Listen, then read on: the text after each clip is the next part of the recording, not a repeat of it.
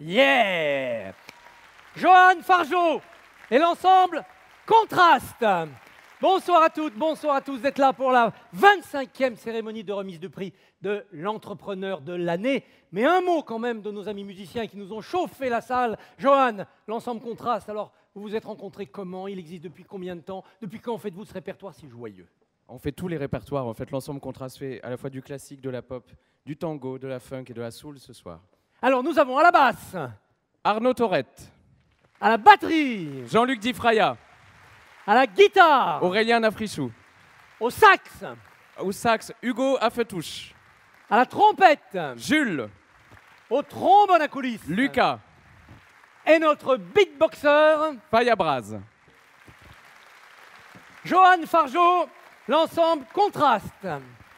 Eh bien, nous voilà réunis, 25 ans, un quart de siècle.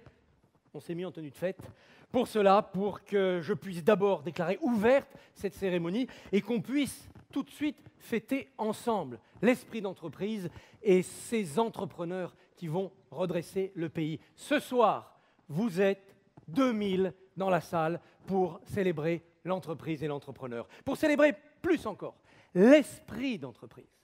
L'esprit d'entreprise, c'est quelque chose de spécial. C'est un mélange d'audace et d'assurance. C'est, comment dire, un esprit de premier de cordée. Vous êtes 2000 premiers de cordée dans la salle. Faites attention à ne pas faire des nœuds avec les cordes quand même. Premier de cordée. On a oublié, évidemment, parce qu'on ne parle que de ça depuis 48 heures, c'est un roman de Roger Frison-Roche qui a popularisé cette expression. Il date de 1942. Et il raconte l'histoire d'un guide qui est foudroyé en montagne parce que son client, un Américain, a voulu passer malgré l'orage. Son fils prend le relais, mais son fils a un problème, il a le vertige. Et pendant tout ce roman, il va combattre le vertige pour pouvoir, à son tour, escalader les drues en toute sécurité et former surtout celui qui était l'adjoint de son père, le former pour qu'il devienne lui aussi guide de haute montagne. Donc c'est finalement déjà une belle aventure d'entreprise familiale.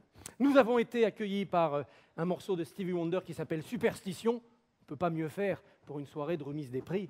Croisez les doigts, il y a parmi vous celles et ceux qui tout à l'heure seront parmi les lauréats du 25e prix de l'entrepreneur de l'année. Mais vous allez tous participer parce que, bien entendu, il y a le hashtag que vous connaissez bien maintenant, PELA, pour témoigner de vos émotions, de vos réactions, de l'ambiance de ce soir, pour féliciter les lauréats, pour glorifier l'entreprise. Hashtag dièse PELA. La base du biz, c'est le buzz, entend-on dans les startups. Il faut ce soir que vous puissiez tweeter tout au long de la soirée en live. Alors, on va s'interroger quand même, avant de commencer cette remise des prix, sur l'entreprise. À quoi sert l'entreprise? Rappelez-vous, l'an dernier, on ne parlait que de politique ici. On disait, tiens, qu'est-ce que ça va donner l'élection présidentielle? Vers quoi va-t-on aller?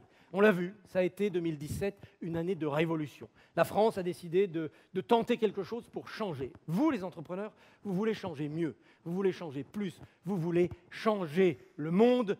On va voir en vidéo ce que ça veut dire pour vous toutes et vous tous, changer le monde. Where do you start if you want to change the world? And with everything moving so fast, how do you change it for the better?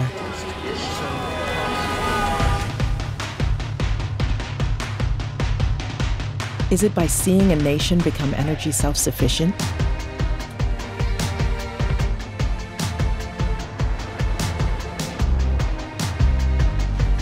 Helping charities to be as productive as businesses.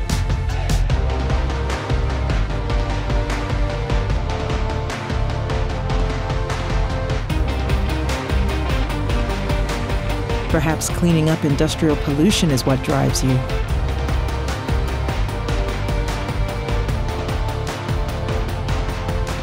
Will your legacy be to preserve the past for future generations?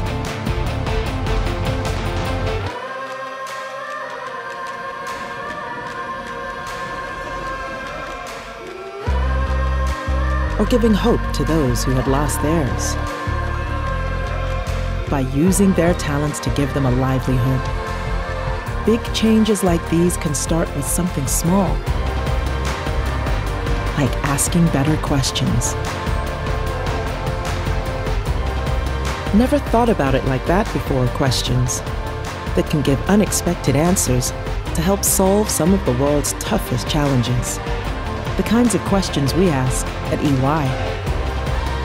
So where do you start if you want to change the world? You start right here.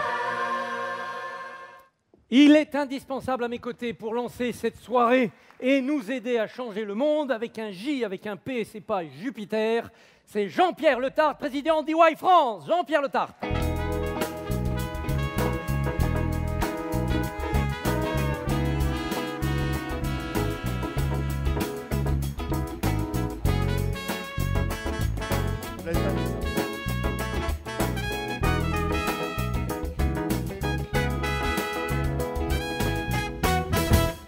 Alors Jean-Pierre, comment EY participe à cette transformation du monde permanente? Écoute, d'abord, bonsoir à toutes et à tous. 25 ans, c'est quand même un long parcours, c'est une longue histoire. Et quand on voit ce qui s'est passé, les transformations de ces 25 dernières années, quand on voit ce qu'était l'entrepreneuriat il y a 25 ans, ce qu'était un entrepreneur, c'était mal défini, mal connu. Je dis souvent que c'était à l'époque des boîtes de BTP, il y a 25 ans. Aujourd'hui, c'est l'acteur reconnu de la société, le créateur de richesse, celui qui concourt justement à la transformation du monde. Quel parcours en 25 ans, et notamment dans ce pays. Je voulais, vous retrouverez sur notre site une étude qu'on a fait avec ESCP sur les 25 ans de ce parcours incroyable du développement de l'entrepreneuriat dans ce pays. Et je relisais cette étude avec 2-3 chiffres. Il y en a un particulièrement intéressant. Savez-vous qu'aujourd'hui, il y a plus d'entreprises par habitant en France qu'aux États-Unis, qu'en Allemagne, qu'en Angleterre? Savez-vous que dans nos universités et nos écoles, on a 36% des étudiants qui veulent créer leur entreprise et que c'est le taux le plus élevé de l'OCDE? Aurait-on imaginé cela il y a 25 ans? Sûrement pas. On y a tous contribué, vous y avez contribué, nous y avons contribué, et tant mieux. Et tu vois, ce qui est bien, puisqu'on est sur la prospective, hein, qu'est-ce qui va se passer? Comment sera le prix dans 25 ans? Pas certain qu'on soit encore là, peut-être, on verra. Il y a quand même pas mal de startups qui font des progrès en médecine. Oui, tu as raison. On a un espoir. Oui, c'est peut-être mes associés qui ne voudront plus, en fait, c'est ça. Et en fait dans 25 ans, je ne sais pas, mais ce que je peux dire, c'est que la France, en ayant en fait inoculé dans son ADN cet esprit d'entrepreneuriat, est prête à accepter les changements, à innover, à prendre des risques, et donc elle est bien positionnée par rapport à ces transformations incroyables que nous sommes en train de vivre. Merci beaucoup Jean-Pierre, merci Monsieur le Président. Regagnez votre place dans la salle aux côtés de nos invités et des futurs lauréats. Vous allez pouvoir assister à cette cérémonie, mais elle ne serait pas complète sans mes deux complices. Le premier est rédacteur en chef des Échos, vous le connaissez tous, et le deuxième, c'est le maître de cérémonie de cette remise des prix depuis tant d'années.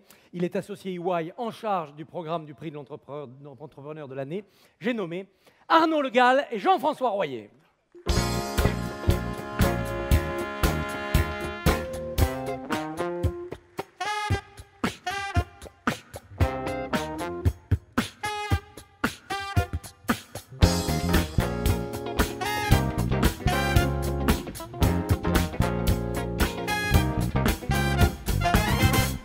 Bon, ils ont le groove. Toujours. On va vous jouer la marche de l'empereur tous les trois. Alors on va pouvoir... Oui, Arnaud, on est parfait, bienvenue. Jean-François, bienvenue. Bonsoir, bonsoir Christophe, bonsoir à toutes et tous, bonsoir Jean-François. Bonsoir, bonsoir à tous. C'est la grande soirée, c'est la fin de 9 mois de travail pour identifier, convaincre et rencontrer surtout les entrepreneurs les plus emblématiques de notre pays.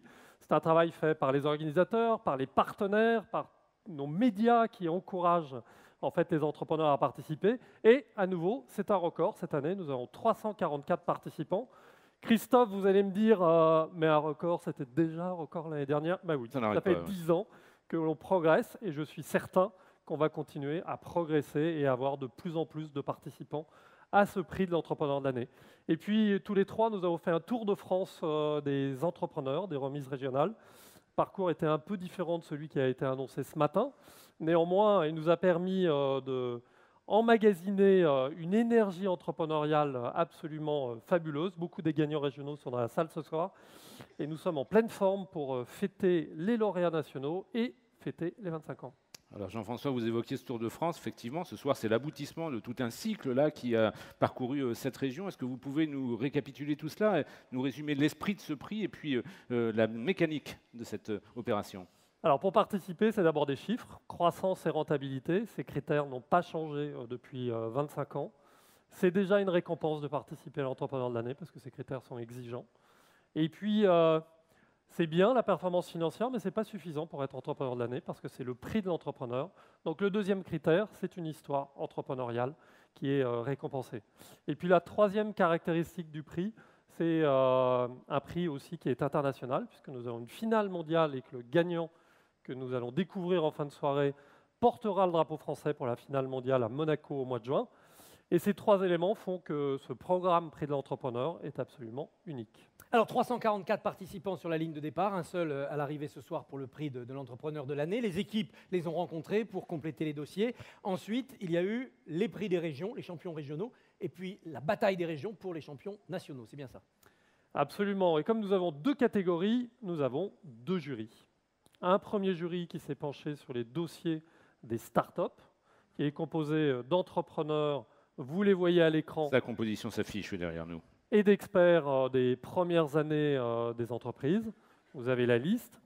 Et puis nous avons un second jury qui a regardé nos gagnants régionaux de l'entrepreneur de l'année, qui lui aussi est composé d'entrepreneurs et de personnalités bien connues du monde de l'écosystème entrepreneurial. Bien évidemment, une réussite comme celle-ci ne serait pas possible sans nos partenaires. C'est l'occasion de les saluer. HSBC France, Verling, courtier en assurance. Il y a également Steelcase, le leader mondial de l'aménagement tertiaire. Nous avons également le soutien de BPI France. Et puis, il y a quelques médias, bien sûr, qui accompagnent l'aventure. L'Express, nos jeunes amis de Louis Doubis, que j'ai cru voir dans la salle. Et les Échos, bien évidemment. Nous ne pouvons pas ne pas être au rendez-vous. C'est un sport collectif, hein, tout ça. Ça va de la sélection des candidats potentiels jusqu'aux remises de prix, régionales ou celles de ce soir, en passant par les jurys. Alors, pour bon nombre de nos partenaires, c'est un engagement de longue durée. Et puisque c'est le 25e anniversaire, on leur a demandé justement de se placer dans la longue durée, de nous livrer leur vision de l'entrepreneur du futur. On découvre ça avec quelques images qui bougent. En vidéo, donc, les partenaires.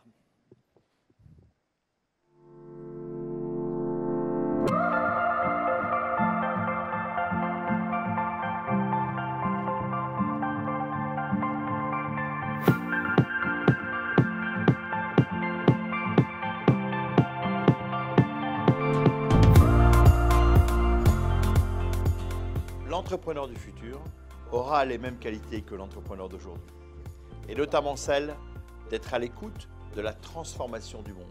Et donc, ce qui est important pour connaître l'entrepreneur du futur, c'est de voir quelles sont ces transformations. Et il y en a deux majeures. L'incroyable révolution technologique qui amènera l'entrepreneur à délivrer plus de valeur ajoutée, plus d'émotions que ne seront pas capables de fournir les robots ou l'intelligence artificielle. Et la deuxième transformation importante, c'est que l'entreprise sera encore plus au cœur de la transformation de la société, au cœur de l'évolution de la cité et des territoires. L'entrepreneur du futur sera un homme augmenté. Rassurez-vous, ce ne sera pas un androïde avec 3 têtes, une main bionique et des ordinateurs qui décideront à sa place. Non, ça sera un homme augmenté par les valeurs. Il aura besoin d'un nouvel humanisme. Ma réussite d'entrepreneur n'est pas complète si à côté, celle des autres n'est pas complète. Par l'altruisme, je m'épanouirai. Ce sera l'entrepreneur le plus généreux de l'histoire. À mon avis, l'entrepreneur du futur sera plus souvent une femme. Il ou elle aura besoin de prêter beaucoup d'attention au bien-être émotionnel et cognitif de ses collaborateurs. Marier les progrès de l'intelligence artificielle avec le bien-être au quotidien, l'espace de travail va devenir fondamental. Il ou elle aura besoin de s'impliquer personnellement dans la création et dans la gestion de ces espaces. J'imagine les entrepreneurs de demain encore plus divers dans un monde plus ouvert. La sociodiversité sera plus grande sous l'effet combiné des migrations, de la féminisation, de l'allongement de la durée de la vie. Les progrès technologiques vont bouleverser les modèles économiques établis. Alors, si tout change, l'entrepreneur de demain restera celui qui prend des risques. La période est exceptionnelle pour les entrepreneurs. Plus ils seront jeunes, plus ils seront rapides, plus ils ont d'idées, plus ils vont bénéficier de l'accès au capital de moins en moins cher, l'accès à l'information presque gratuit et d'une mondialisation qui va décupler leur impact. Je m'imagine l'entrepreneur de 2030-2035 très proche de l'entrepreneur d'aujourd'hui. Les conditions de son succès sont la détermination, vendre du plaisir aux clients, être absolument moderne, anticiper de 3 à 4 ans sur l'état d'esprit général. Grâce aux startups et aux entreprises qui travaillent en ce moment sur la robotisation, sur l'intelligence artificielle, l'entrepreneur de demain va pouvoir libérer ses collaborateurs de toutes les tâches à faible valeur ajoutée. Du coup, ils vont pouvoir se concentrer sur ce sur quoi ils sont bons et libérer complètement leur potentiel intellectuel et créatif. L'entrepreneur, il doit avoir une vision de l'avenir de son entreprise et ensuite, et ça c'est essentiel, la faire partager aux gens qui travaillent avec vous. Le rôle d'un entrepreneur, c'est de donner envie. Et ça, demain, ce sera aussi important qu'aujourd'hui. Le métier aura peut-être changé, donner envie, c'est absolument fondamental.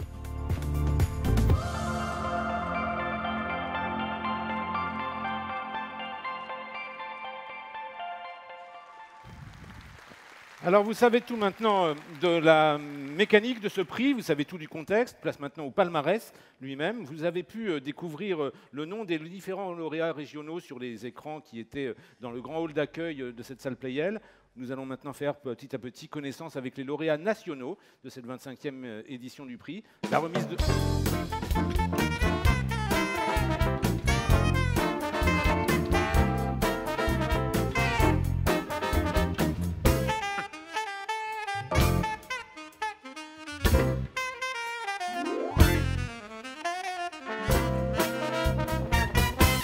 Ça groove fort et vite ce soir. Donc on commence tout de suite avec le prix de la start-up de l'année. Jean-François, 2 mots pour nous présenter ce prix. Qu'est-ce qu'on récompense? Quelle est la finalité? La start-up de l'année, c'est une start-up qui a le potentiel, l'ambition de devenir une ETI et surtout un leader sur son marché. Pourquoi pas d'être l'entrepreneur de l'année quelques années plus tard.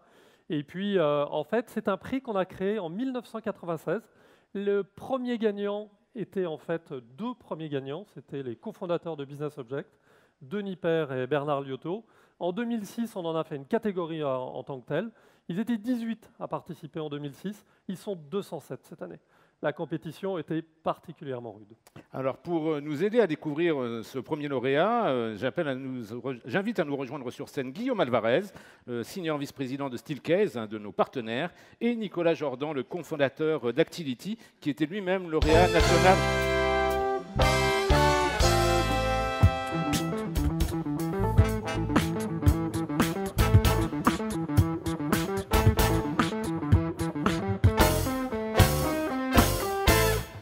Je finis de présenter Nicolas, donc, qui était donc lauréat lui-même de ce prix l'année dernière. Ça va être le running gag, je sens, Johan, n'est-ce pas? D'accord.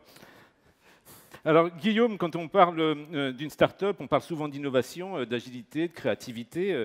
Est-ce que c'est transposable dans un groupe de la dimension de Steelcase? Ah oui, chez Steelcase, ces dernières années, nous avons déposé plus de 1100 brevets de par le monde. Mais dans une grande entreprise, pour générer de l'innovation, il faut déjà commencer par libérer le potentiel humain.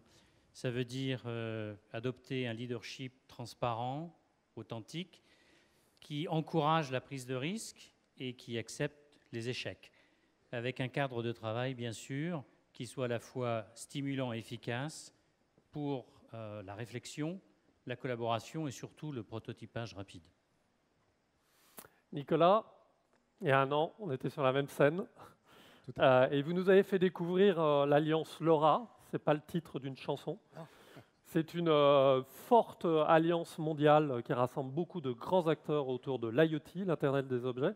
Un an plus tard, qu'est devenue cette alliance ? En fait, c'était important pour nous de créer un standard afin de créer un marché international. Et au moment où on se parle, cette semaine, donc tous les trimestres, la LoRa Alliance se réunit à travers le monde. Et en ce moment, cette semaine, ça se passe en Chine. Donc on était aujourd'hui à l'initiative de la création d'un standard. Et aujourd'hui, de savoir que ça s'étend aussi loin que la Chine, tout ça est très impressionnant. Et les réseaux se déploient pour pouvoir interconnecter les objets. Et là, je vous présente ce soir un objet qu'on est en train de tester avec Orange.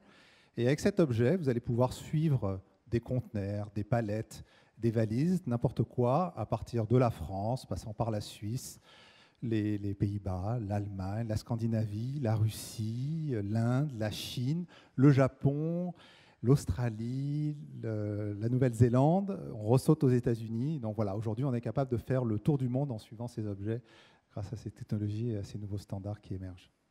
Merci Guillaume et Nicolas. Vous allez maintenant pouvoir nous désigner le lauréat. C'est vous qui officiez, Guillaume. Dites-le nous vite avant que Johan et ses amis ne démarrent. Éric Labonardière et Yvan Vibo, Evaneos.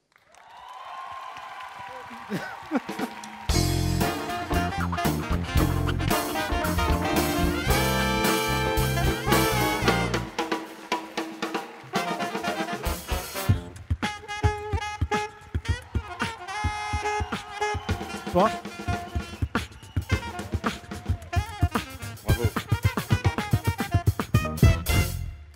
On vous parlait de sport d'équipe, vous voyez que c'est déjà illustré par les amis d'Evaneos. Jean-François, 2 mots sur l'entreprise peut-être. En fait, 2 mots déjà sur votre parcours, parce qu'on parle de changement culturel dans notre pays. Votre parcours personnel illustre aussi le changement dans les écoles. Vous avez tous les deux fait des écoles d'ingénieurs, l'un Supélec, l'autre Centrale Paris, qui sont des écoles qui, au cours des 10 dernières années, sont intéressées à l'entrepreneuriat.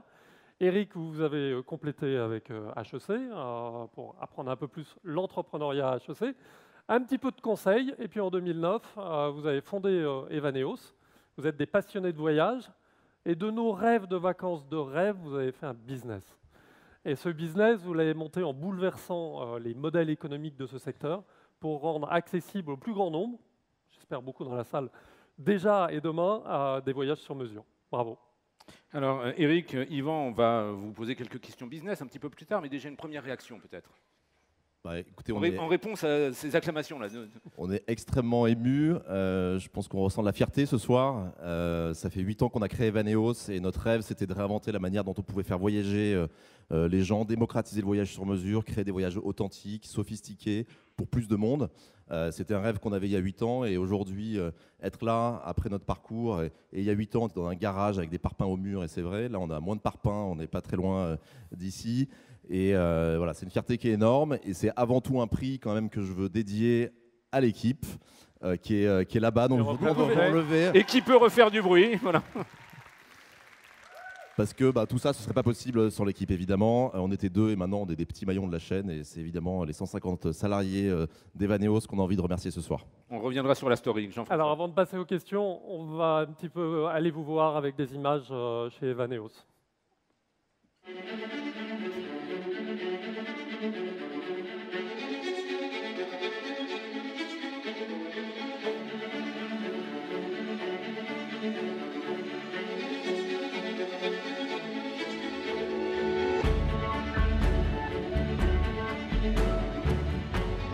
Evaneos, c'est une plateforme de mise en relation entre voyageurs et agences de voyage locales qu'on a sélectionnées partout dans le monde pour créer un voyage sur mesure qui soit unique. La découverte, l'exploration est possible grâce à l'expertise de ces locaux. Donc ça permet d'avoir un voyage hors des sentiers battus et surtout avec les trucs et astuces d'une personne sur place. Et à des prix moins chers, sans intermédiaire. On a trouvé avec Evaneos un vrai projet qui a du sens. On redonne les clés du tourisme aux populations locales. On a créé des milliers d'emplois locaux et on permet d'éviter les effets de fuite où auparavant, quand 100 € étaient dépensés par un touriste, 80 revenaient dans les pays occidentaux et uniquement 20 € restaient en destination. Avec Evaneos, on a un modèle qui capte la plupart des bénéfices du tourisme, qui les laisse sur place et qui permet aux populations locales d'en bénéficier et de développer un tourisme qualitatif. On travaille au quotidien pour inventer un métier en fait. On n'est pas tour opérateur, on n'est pas agent de voyage dans les agences dans la rue. On invente un nouveau métier, on accompagne les agents locaux, on les coach, on les aide à mieux servir et à fournir un voyage de prestations de qualité. Chez Evaneos, on est tous réunis par une passion commune qui est le voyage. Donc une des premières valeurs, c'est la passion. L'authenticité aussi, on vient comme on est. Pas forcément de masque, on est soi-même en fait quand on arrive chez Evaneos le matin. Et ça, c'est très agréable. La curiosité parce qu'elle permet d'innover. Si on est curieux, on essaye d'avancer, on essaye de résoudre des problèmes et on innove. Une manière d'innover, c'est aussi d'itérer. Donc l'itération, c'est un mot-clé chez Evaneos. Qui, moi, me plaît beaucoup, qui est l'idée de tester, de se lancer, de ne pas avoir peur d'échouer. Et surtout d'itérer, donc de renforcer ce qu'on a déjà fait pour aller plus loin. Et enfin, collaboration, parce que c'est une manière de vivre, c'est une manière d'être chez Evaneos. Vous allez voir des groupes qui travaillent ensemble. L'idée, c'est de faire mûrir l'intelligence collective pour aller plus loin ensemble. On est né en 2009, donc déjà en plein milieu d'une crise, et puis on est là pour transformer le monde du voyage. La transformation, on la vit au quotidien, on l'a toujours vécu, donc c'est intrinsèquement Evaneos. On a une ambition qui est forte, qui est de continuer à grossir encore de manière très importante, mais je pense que le Evaneos de demain, ce sera un Evaneos qui se sera transformé. C'est pas juste le Evaneos d'aujourd'hui en plus gros, c'est un Evaneos qui sera différent. Donc il faut provoquer la transformation sur des équipes, donc innover en permanence. Et je crois à la transformation au quotidien, aux itérations permanentes qui permettent de transformer l'entreprise de manière profonde. Dans 20 ans, le nombre de touristes aura doublé pour passer à 2 milliards. Il y aura un vrai enjeu pour protéger notre planète, ses sites, ses populations, à répartir ces touristes de manière plus intelligente. Et je pense qu'Evaneos peut y contribuer.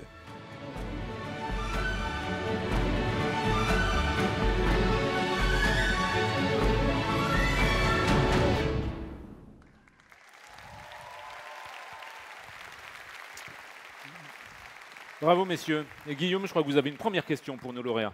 Approchez-vous, approchez-vous. Alors jusqu'ici, l'innovation et l'internalisation ont nourri votre succès. Mais demain, Evaneos, ça va ressembler à quoi? Comme c'était indiqué dans la vidéo, je pense qu'on est au tout début de l'aventure, on a beaucoup de choses à inventer. Donc à la base du concept, c'est vraiment de réconcilier la relation humaine avec la technologie. Donc cette relation entre l'agent local qui connaît par cœur le pays et le voyageur. Ça, c'est au cœur de notre business et on travaille en permanence sur des innovations technologiques pour renforcer cette relation entre le local et le voyageur. Ça, c'est la première partie. Et la deuxième partie, c'est vraiment la croissance, dont on parle également beaucoup dans la vidéo. Donc on est présent aujourd'hui dans 8 marchés. Et on ne compte pas s'arrêter là, on commence à toucher le marché US et à se développer. Et on va continuer cette croissance internationale pour être une entreprise globale, donc présente partout dans le monde pour tous les voyageurs. Nicolas, je vous invite à poser une seconde question. Oui, vous évoquez 2 milliards de touristes, ce n'est pas sans impact. Et pour vous, en fait, quels sont les leviers qui vont nous permettre en fait, de voyager tout en respectant les populations locales et les sites que l'on voudrait découvrir? Effectivement, ça veut dire un nombre de touristes qui aura doublé par rapport à aujourd'hui. Donc je pense qu'il faut créer un tourisme qui est moins impactant pour les destinations.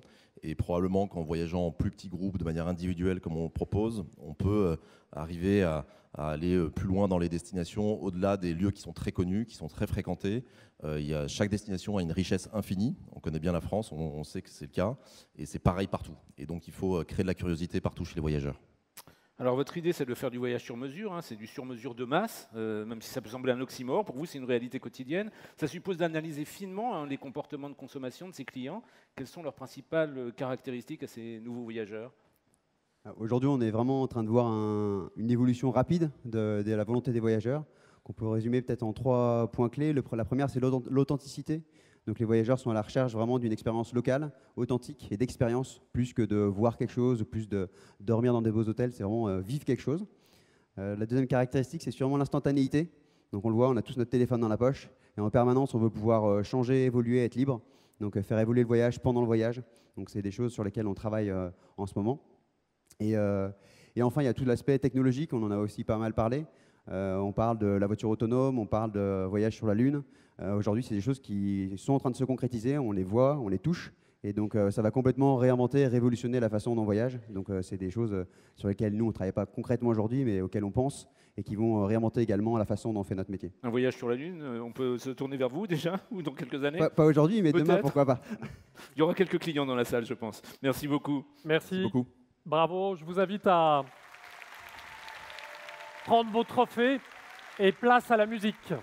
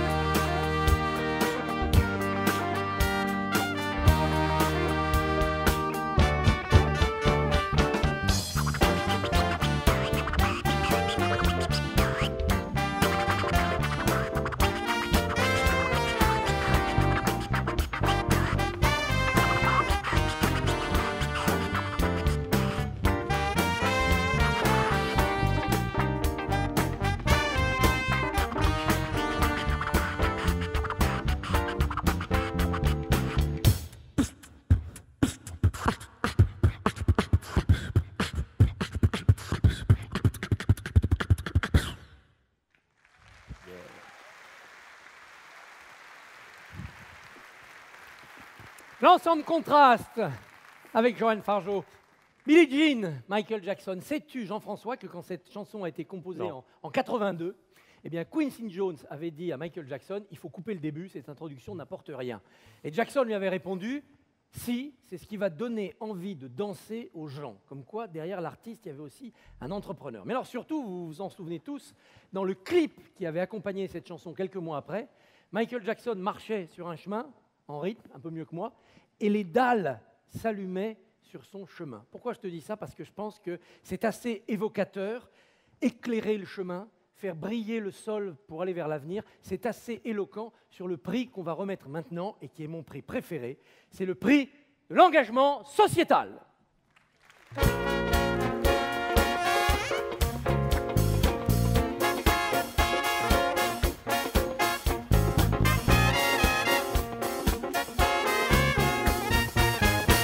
Alors Jean-François, avant de savoir qui l'on va récompenser, qu'est-ce que l'on récompense avec le prix? Oui, à chaque prix, il faut une introduction. Tu as raison, je te l'avais dit. Le prix de l'engagement sociétal récompense une personnalité qui, par son engagement, crée une activité économique qui apporte des solutions aux enjeux sociétaux. Ce sont des entrepreneurs sociaux. Vous avez vu à l'accueil, vous aurez l'occasion de revoir lors du cocktail, le palmarès et la richesse du palmarès de nos gagnants régionaux. Ils illustrent bien à la fois leur rôle dans l'économie et puis vraiment le rôle économique qu'ils jouent dans les régions. Alors pour remettre ce prix, on va appeler deux personnes de ces deux univers. Quelqu'un du monde de l'économie, puisqu'il est directeur exécutif Mid et Large Cap chez BPI France, et l'autre est chef étoilé. Il a d'ailleurs gagné ce prix de l'engagement sociétal en 2007, c'est-à-dire l'an dernier. J'ai nommé José Gonzalo et Thierry Marx.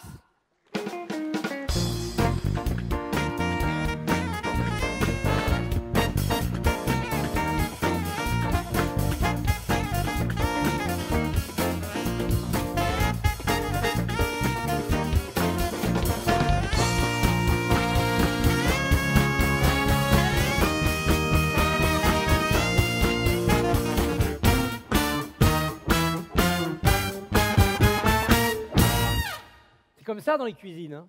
Pareil, hein. Il y a de la batterie et un piano, c'est pareil. C'est pas faux. Alors, merci à tous les deux d'être là. José Gonzalo, on parle de l'engagement sociétal quand BPI décide de soutenir une entreprise. Alors, il y a une part de chiffres, d'analyse économique rationnelle. Est-ce qu'il y a une part qui est faite à l'engagement sociétal, à ce qu'on appelle le RSE? Absolument, absolument Christophe. La politique d'investissement de BPI France est marquée par l'intérêt général. Donc effectivement, l'engagement sociétal fait partie de l'ADN de notre politique d'investissement. Et lorsque nous regardons ou nous étudions une opportunité d'investissement, on fait très attention à ce qu'on appelle la RSE, la responsabilité sociale de l'entreprise, qui en fait est souvent associée à la politique de développement durable ou à la protection de l'environnement. Mais nous y incluons aussi beaucoup d'autres choses, comme les engagements sociaux, les engagements éducatifs, les engagements culturels. Et c'est sur ces critères-là aussi que nous décidons d'investir dans les sociétés. Parce que ça crée de la valeur. Absolument. Pas que de l'image. Bien entendu, puisque ça concourt à créer un état d'esprit positif au sein de la société. Et dès que vous avez un bon état d'esprit dans une société, vous créez de la valeur. Thierry, il y a un an, même scène, vous étiez là. Nous avons découvert Cuisine Mode d'Emploi. On a découvert aussi une partie de vos équipes qui étaient sur scène. Mais Cuisine Mode d'Emploi continue à grandir. Vous ouvrez le 2 novembre un nouveau centre à Grigny. Est-ce que vous pouvez nous en dire un peu plus ? Oui, Cuisine Mode d'Emploi va bien, Boulangerie Mode d'Emploi aussi. C'est 8 centres maintenant en France. Le dernier est ouvert à Grigny, bientôt un à Champigny et un autre à Clichy-sous-Bois. Et je regardais un petit peu avant de venir, il y a eu 1000 personnes formées, 92% de retour à l'emploi. Et ce qui va tous nous réjouir, 10 créations d'entreprises. Donc des personnes qui étaient en précarité, bien souvent, sont devenus des chefs d'entreprise, pourraient être là dans cette salle à défendre l'idée de l'entrepreneuriat. Comme quoi, il n'y a pas de quartier fait pour l'échec, il n'y a pas de personne faite pour l'échec. Il suffit d'un moment donné de se dire, c'est environnemental, il faut tendre la main, il faut recréer du projet. On parle trop souvent dans ce monde d'emploi, mais avant l'emploi, il faut parler de projet. Et ce qui fait relever la tête d'un individu, c'est quand il a un projet et qu'il touche le projet du doigt. Alors on commence très vite par la pratique, et puis on s'investit et finalement on réussit. C'est ça, Cuisine Mode d'Emploi, c'est 8 centres en France. Et bientôt, notre modèle intéresse l'international, donc on va ouvrir à Medellín et un futur centre à New York. Bravo, formidable. Fantastique. Bravo. C'est exemplaire, c'est toujours pareil avec ce prix. On passe chez Marx et ça repart. Exactement. Slogan. Alors, qui va succéder Formule. à Thierry Marx au palmarès de ce prix du cœur, en fait? Parce que c'est un prix du cœur, l'engagement. Là, c'est là. c'est dans L'enveloppe est là. Alors, la lauréate nationale du prix de l'engagement sociétal 2017 est Nolwenn Fèvre pour les petits doudous. Les petits doudous, Nolwenn Fèvre.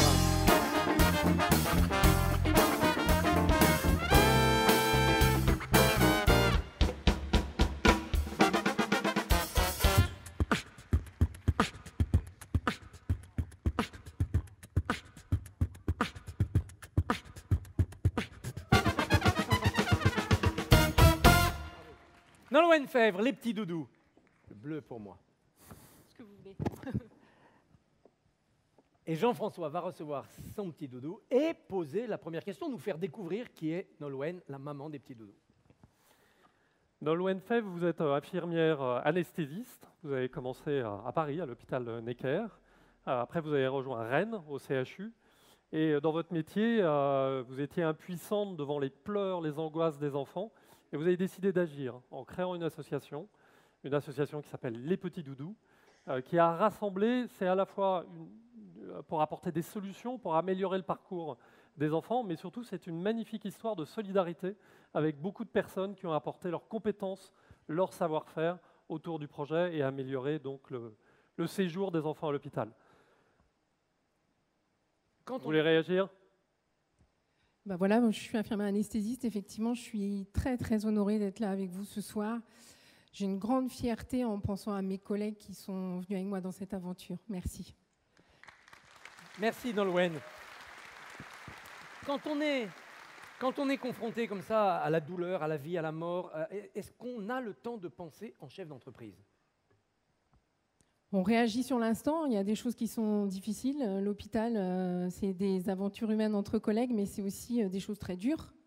C'est un univers qu'on connaît. Et moi, les pleurs, les cris des enfants, c'est devenu insupportable. On est dans des carrières où ça passe de ça va bien. Nous aussi, on a du mal à supporter tout ça. Et comment réagir ? Allons-y, il faut entreprendre des projets et on peut essayer. En tout cas, on n'a rien à perdre, on a tout à gagner. Et c'est vraiment dans cette philosophie qu'on est parti dans ce projet un peu fou.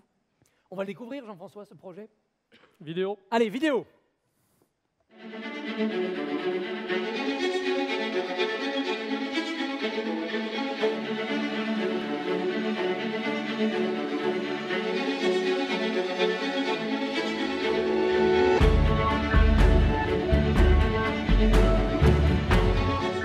Pour endormir un enfant, on utilise un gaz anesthésique avec un masque. On est obligé de l'aider, de le maintenir, voire de l'endormir de force. Et c'est vrai que c'est une situation qu'on ne devrait plus voir. Et un soir un petit peu fatiguée, après une journée de travail, j'ai envoyé un mail à une société qui fabrique des doudous qui s'appelle Moulin Rôti pour essayer d'apporter un peu de douceur aux enfants à l'hôpital. Et ils m'ont envoyé un carton de doudous. Quand on a donné les premiers doudous aux enfants, on s'est vite rendu compte que ça leur faisait plaisir. Ça fait toujours plaisir d'avoir un cadeau, mais c'était au-delà de ça. C'est que c'était révélateur de la difficulté du parcours. Moi, je me rappelle très bien du petit garçon qui m'a dit « Moi, j'ai eu ce cadeau parce que j'ai été très fort ». C'est une vraie prise de conscience pour moi, mais aussi pour mes collègues, de se dire que peut-être qu'on minimisait un peu la difficulté de ce parcours. Et on s'est dit « Il faut continuer, il faut… trouver un moyen de financer des doudous et avec deux collègues, on a créé l'association Les Petits Doudous de l'Hôpital Sud à Rennes. On s'est mis à recycler des métaux, des fils de bistouri électrique, des lames d'intubation qui étaient jetées car à usage unique. Et en les vendant à Ferrailleur, on avait trouvé un moyen de financer notre association et d'offrir un doudou à tous les enfants qui passent au bloc opératoire. On s'est dit qu'il faut aller plus loin. Il faut accompagner les enfants et les parents depuis la chambre jusqu'à l'induction inhalatoire pour les endormir et transformer tout ce parcours patient en jeu interactif où l'enfant serait acteur de ce parcours. On connaît les besoins du terrain, on va se lancer dans cette aventure de créer une application numérique pour les enfants. Dans cette application, il y a le passage permanent entre le réel et le virtuel et on utilise parfois l'effet tablette très immersif quand on veut que l'enfant passe un cap après la séparation avec les parents par exemple. Puis d'autres moments où il faut vraiment qu'il réalise quel est son environnement à l'hôpital. L'idée n'était pas de le mettre derrière une tablette, mais plutôt de lui faire comprendre ce qui se passe. Et très vite, notre chef de service et les médecins anesthésistes ont décidé de remplacer la prémédication par cette application numérique pour aider les enfants à aller au bloc opératoire. Et finalement, les enfants ont moins de médicaments, Ça veut dire qu'ils sont aussi plus réactifs à leur environnement, ils comprennent mieux ce qui se passe et enfin ils vont pouvoir sortir plus vite et rentrer plus vite à la maison. Et on sait très bien que ça a un impact très fort sur les troubles du comportement post-opératoire. Je n'ai jamais imaginé qu'on en serait là aujourd'hui. Plus de 30 associations créées, de Nancy à Montpellier, de Quimper à Annecy jusqu'en Polynésie. Et tous ces soignants qui se mobilisent pour changer un petit peu la vie des enfants à l'hôpital. Cette application numérique, le Héros c'est toi, ne vaut pas grand-chose sans ça. C'est avant tout une histoire entre des personnes. C'est ce qui se passe avec Moulin Rôti, avec Amandine. Moulin Rôti me fait rencontrer Armel Tripon, il embarque les petits doudous dans ses voiles. C'est que des belles histoires comme ça. Je voudrais que finalement tous les enfants soient pris en charge comme ça. J'ai 2 enfants, je voudrais que quand ils viennent à l'hôpital, ça se passe comme ça pour eux et qu'ils puissent vivre ça comme une aventure plus que comme une hospitalisation traumatisante.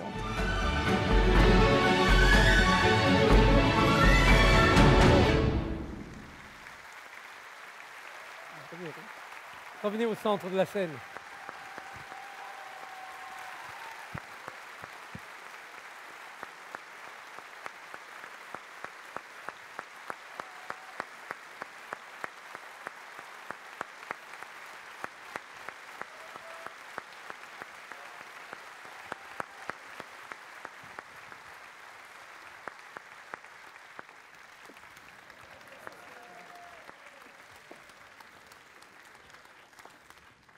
Les petits doudous, on va aller les chercher, on va l'envoyer dans la salle. Les petits doudous, quelle belle aventure, chargée d'émotions, chargée de tristesse aussi, je suppose, parfois, parce que les petits doudous aident à parcourir l'hôpital, mais ils ne soignent pas. La maladie, elle est quand même plus forte qu'eux. On a vu quand même au passage, alors un gros doudou, votre tigre. Oui. Alors où est-il? Vous n'avez pas pu venir avec? On est déçus, hein, vraiment. Effectivement, mais je pense qu'il aurait fait un carnage en fait dans une salle comme ça, et puis qu'on était en train. Et ce tigre a une très belle histoire parce que c'est une petite fille qui nous l'a donné. Donc c'est notre mascotte. Il nous arrivait des tas d'aventures avec lui. C'est vrai que si j'étais pas venue en train, je l'aurais forcément emmené ce soir. Mais il symbolise aussi la force d'un tigre, parce que quand même, il faut parfois sortir ses griffes dans ce projet. Et puis il faut aussi beaucoup de douceur. Et il est tout doux. Donc on l'aime beaucoup. C'est notre grande mascotte. José, une première question pour Nolwenn. Oui, Nolwenn, je voulais savoir quelles sont les clés pour transformer un enfant qui est inquiet, qui est stressé avant de passer au bloc opératoire, en un héros de son parcours hospitalier. En fait, c'est vrai que c'est l'action principale de notre projet, c'est d'avoir remis aussi l'enfant au centre de ce parcours et puis de l'impliquer. Et l'application qui s'appelle Le Héros c'est toi, c'est vraiment pour le rendre acteur. Et on s'est rendu compte à l'usage que finalement, il pouvait tout faire tout seul, jusqu'à s'endormir au bloc opératoire en gagnant des étoiles, en valorisant toutes les actions nécessaires à l'anesthésie, en respirant dans son masque, jusqu'au moment où un petit garçon me dit « Mais toi, tu fais rien en fait ?» Non, j'attends que tu t'endormes et on va s'occuper de toi pour cette intervention. Et c'est vrai que c'est aussi ça l'important, c'est de l'écouter, on le faisait déjà, mais vraiment de le replacer au cœur du parcours de soins. Thierry.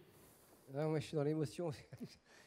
Question, qu'est-ce que tu posais comme question? J'étais fasciné par le projet, j'ai adhéré tout de suite. Après, j'ai dit, écoutez, est-ce que je ne suis pas trop dans l'émotion? J'ai demandé aux gens qui regardaient le projet avec moi. On dit mais c'est juste génial. Et voilà, moi je voulais juste te féliciter. J'ai vu le travail que ça représentait et surtout, vous voyez que l'altruisme, la force de l'altruisme à rassembler les gens, à faire en sorte que sur cette planète, on arrive à faire des parcours beaucoup moins anxiogènes. Et on sait que le milieu hospitalier est anxiogène et qu'il faut apaiser tout ça. Bravo, bravo pour ça, bravo pour tes équipes, bravo pour tout ce que tu as entrepris. Et ce que je suis sûr, c'est que tu vas continuer sur cette voie-là à rendre moins anxiogènes ces périodes de la vie qui sont des fois un petit peu difficiles pour les parents et pour les enfants.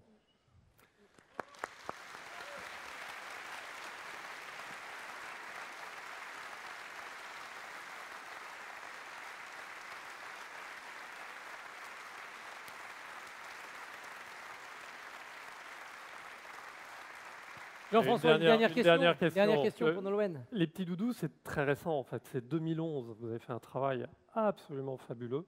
Quels sont vos enjeux de structuration? Et puis peut-être, est-ce que vous avez d'autres projets dans l'hôpital, dans d'autres services où les petits doudous ou des équivalents de petits doudous pourraient trouver leur place? Oui, effectivement, 2011, ça va vite. Une association à Rennes, puis suite aux études qu'on a fait pour évaluer les outils qu'on a développés, des masques à gommettes, une application numérique. Et en fait, donc on a testé ce modèle, on est dans un CHU, on doit aussi faire un peu d'études scientifiques et on a publié sur l'intérêt d'avoir ce genre de projet. On a été contacté par les autres hôpitaux, on n'avait pas imaginé exporter plus loin que nos murs rennais. Et puis on s'est dit, mais faites comme nous, créez des associations, petits doudous, faites du recyclage, parce que quand même c'est un de nos modèles économiques. Ça permet aussi de faire des économies à nos établissements de santé, on ne peut pas s'en priver, on travaille aussi beaucoup sur ce volet-là. Et puis donc impliquez-vous, appelez-la les petits doudous, faites du recyclage, achetez des doudous pour les enfants, valorisez les soignants aussi, parce qu'ils en ont besoin. Et puis, une association, on est à 30 aujourd'hui. Je tiens quand même à saluer la 30e parce que forcément, vous allez comprendre le symbole pour moi et pour beaucoup. Et ils sont dans la salle parce qu'ils jouent en local. C'est les petits doudous de l'hôpital Necker qui sont avec nous. Et toutes ces associations de Nantes, Annecy, comme on l'a dit tout à l'heure, c'est aussi cet engagement de soignants dans les conditions difficiles qu'on sait à l'hôpital. Et puis de valoriser chacun à sa manière les enfants. Donc la structuration à 30 associations, elle est évidemment nécessaire. Et donc on s'apprête à signer les statuts de l'association nationale demain. Voilà, je vous l'annonce. C'est qu'on se structure avec tout ce groupe de soignants qui va être fédéré. Aussi pour faire remonter les difficultés des établissements. Qu'est-ce qui se passe dans les autres centres? De centraliser tout ça et de se doter d'une structure solidaire d'utilité sociale pour pouvoir développer nos projets, c'est-à-dire notre marque Doudou. Vous voyez, on a toute une gamme d'objets qu'on vend aux associations pour financer aussi en local. Et puis, on va les vendre au public parce qu'ils plaisent beaucoup, nos petits doudous. Et toute notre gamme d'objets dérivés. Et puis, on doit se doter d'une structure forte pour créer des projets numériques, pour créer des projets innovants. Et c'est ce qu'on va faire dans cette structure Doudou Développement pour demain que les soignants soient au cœur de ces projets parce que ça va devenir leur outil de soin et qu'on doit avancer tous ensemble. On dit vite, seul on va vite, ensemble on va plus loin, j'en suis convaincue. Merci beaucoup, Nolwenn. Bravo encore aux petits doudous. Bravo, bravo. On va aller faire la photo. On va aller faire la photo en coulisses et on va laisser Jean-François poursuivre la cérémonie avec un grand doudou, Arnaud, qui va le rejoindre tout à l'heure. Et en attendant, la musique.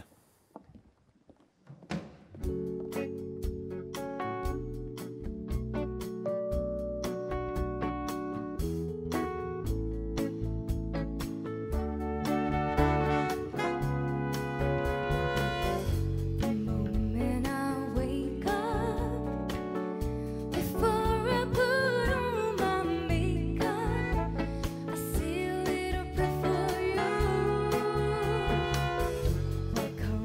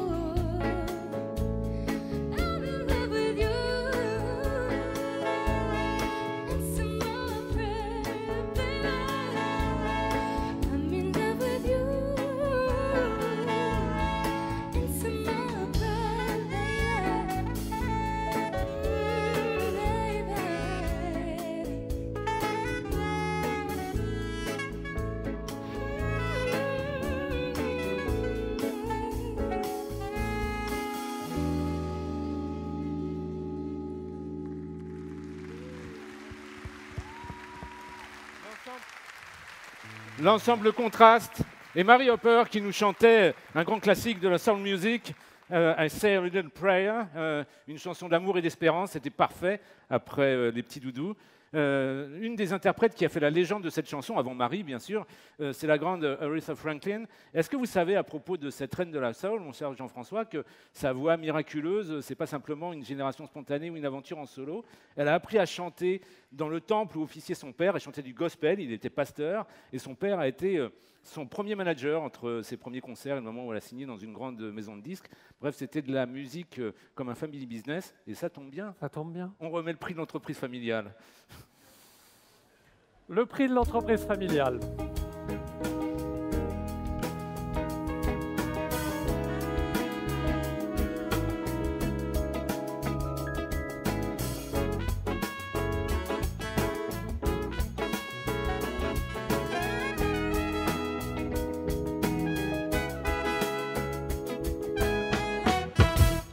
Alors Jean-François, what's going on avec ce prix? Alors qu'est-ce qu'on remet là maintenant? Qu'est-ce qu'on récompense? On a créé ce prix pour promouvoir l'entreprise familiale, promouvoir leur importance dans l'économie d'un pays.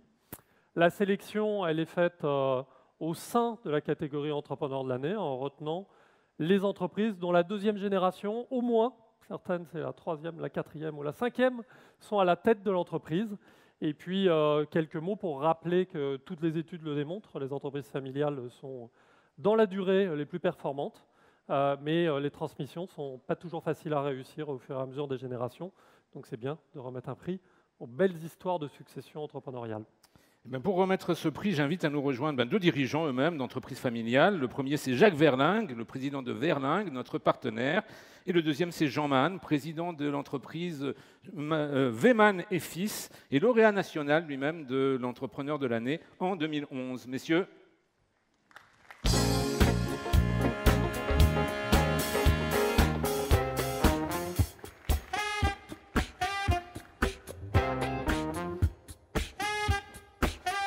Bonsoir Jacques.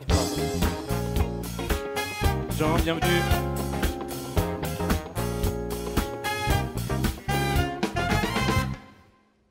Jean-François. Jacques Verlingue, courtier en assurance, est un partenaire fidèle du prix de l'entrepreneur de l'année. Vous accompagnez les entreprises au gré de leur développement en France et à l'international pour protéger leur activité et leurs collaborateurs. Quel est le moteur de votre engagement depuis 2012 maintenant autour de ce prix? Alors, 2012, c'est tout neuf pour nous parce que chez Verlingue, ça fait maintenant près de 85 ans qu'on accompagne les entrepreneurs partout où ils entreprennent, en France, à l'étranger, dans le monde entier. Et c'est un vrai bonheur pour nous de partager cette passion et de rendre les choses possibles. Voilà, c'est mon message et on est extrêmement bien parmi vous. Alors Jean Mann, vous êtes le représentant, je crois, de la 4e génération aux commandes de l'entreprise familiale. L'aîné de la 4e. L'aîné de la 4e, et la 5e génération est déjà là, donc vous avez une certaine expérience justement de la transmission. Comment est-ce qu'on prépare la génération suivante à poursuivre l'aventure? Il faut l'éduquer, il faut la faire aimer aux collaborateurs et aux clients. Je crois que c'était absolument indispensable. Donc nous en avons 4 sur 8, la 5e génération qui travaille avec nous. 2 sont en formation. Ce sont les 2 garçons de mon frère. Et puis j'ai le bonheur d'avoir 2 de mes 3 filles qui travaillent déjà, qui sont opérationnelles dans l'entreprise après un parcours de formation technique, ensuite le contact avec les filiales, avec les clients, pour ce qui concerne l'aîné. Et puis maintenant, c'est mon bras droit. On a dit tout à l'heure qu'il y avait probablement plus de filles qui seront entrepreneurs dans le futur. C'est le cas chez Mann. Elle préside aux destinées de la région Europe, Moyen-Orient, Afrique. Et vous montrez l'exemple une fois de plus, mon cher Jean. Oui, enfin, on essaye de montrer l'exemple. La seconde, elle est parfumeur. Donc, vous suivez une voie technique. Et on en a comme ça dans la 5e génération qui sont devenus parfumeurs ou aromaticiens. Merci. Il y en a d'autres qui sont encore à l'école, alors mais donc, on va les accueillir plus tard. L'aventure va pouvoir continuer. Merci à tous les deux. Jacques, vous allez pouvoir, Jacques ou Jean du reste, vous allez pouvoir maintenant nous désigner le lauréat de cette année. Voilà.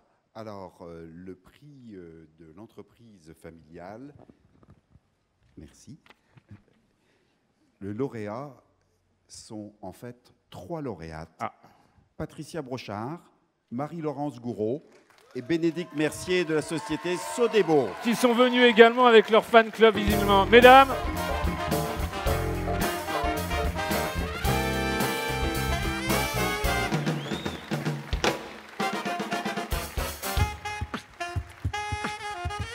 Bonsoir. Bonsoir. Bonsoir. Bonsoir madame, bienvenue. Bonsoir madame, bienvenue. Bonsoir à toutes les trois. Bonsoir madame. Jean-François, deux mots peut-être sur l'entreprise. On n'a pas forcément besoin de présenter la marque, bien évidemment, mais peut-être de revenir aux sources, et notamment de la success story, aux racines de la famille Bougros. Voilà, deux mots sur l'histoire. Sodebo, c'est l'histoire de la famille Bougros, Joseph et Simone, vos parents. Originaires de Saint-Lumine de Clisson en Loire-Atlantique. Le rêve de Joseph, c'était d'avoir une belle charcuterie à Nantes. Ce rêve, il est largement réalisé depuis longtemps. D'autres rêves sont venus nourrir le développement fabuleux de l'entreprise Sodebo. 3 filles sont nées, elles sont sur scène. Elles ont eux-mêmes chacune 3 enfants, des filles et des garçons. Et après avoir rejoint l'entreprise après vos études, naturellement, toutes les 3, vous avez pris la succession en 2000 avec des profils complémentaires, une présidence tournante tous les ans. La génération suivante est encore jeune, mais certains commencent à arriver dans l'entreprise. Donc je pense que l'histoire familiale est loin d'être terminée. Patricia, Marie-Laurence, Bénédicte, alors on va rentrer bien sûr dans les détails de l'aventure, mais peut-être une première réaction. Alors pour nous, ce prix de l'entreprise familiale est un très beau cadeau que nous recevons avec bonheur. Nous pensons particulièrement à nos parents qui sont dans la salle. Et qui ont créé on peut les applaudir également. Les fondateurs.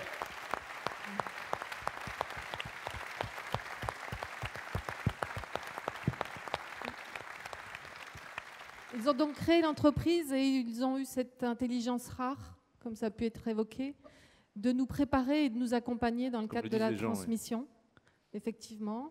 On pense aussi à nos conjoints, puisque d'une façon ou d'une autre, ils participent et ils nous accompagnent avec talent au développement de l'entreprise. On pense à la nouvelle génération qui nous inspire. Et qui est visiblement aussi dans la salle. Et qui, en partie, est dans la salle. 2 d'entre eux, d'une façon ou d'une autre aussi, nous accompagnent dans nos projets. On pense à tous ceux qui nous ont, toutes les belles rencontres qu'on a faites dans toute l'histoire de l'entreprise et qui nous inspirent aussi et qui nous nourrissent.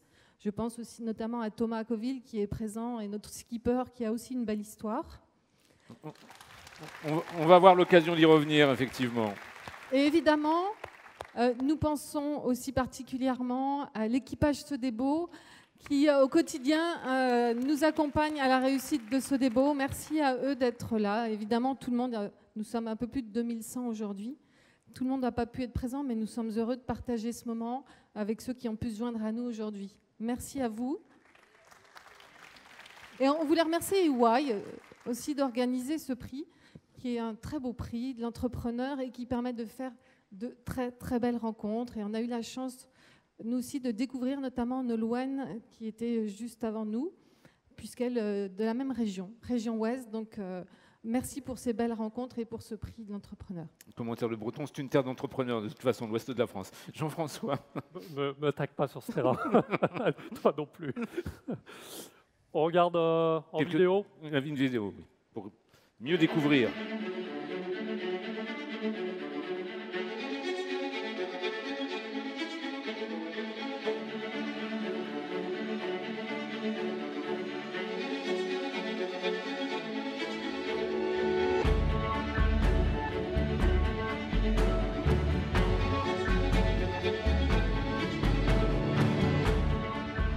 Ce sont mes parents qui ont créé l'entreprise en 1973. À l'origine, ils ont repris une charcuterie artisanale à 3 km d'ici.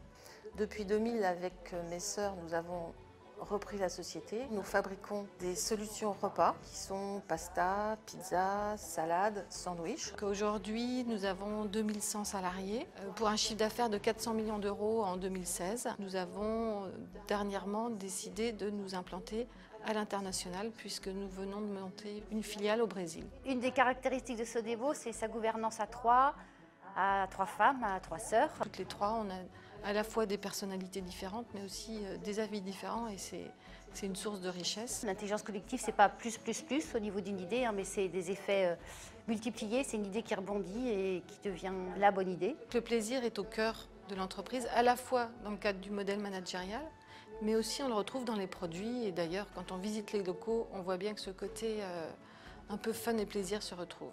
Quelque chose qui nous tient à cœur à Sodebo, c'est la place des hommes et des femmes, c'est la place des relations humaines au sein de l'entreprise. Une phrase qui a beaucoup de sens pour nous, c'est la fameuse phrase de Jack Welch. Dans une entreprise qui gagne, il n'y a pas de passagers, il n'y a qu'un équipage. Et ça a vraiment tout son sens quand tous les matins, vous savez qu'il y a 1 million de produits à fabriquer en qualité et à livrer en temps et en heure chez nos clients. Au sein de Sodebo, il y a vraiment 3 valeurs qui se détachent. La liberté, le plaisir et le partage du succès, le partage des échecs et des difficultés. Ce qui est important pour nous, c'est de dire que pour bien innover, il ne faut pas avoir ni peur de l'échec, ni peur de perdre. Donc c'est quelque chose qu'on essaye vraiment de diffuser en interne. En matière d'innovation, le consommateur est vraiment notre source d'inspiration.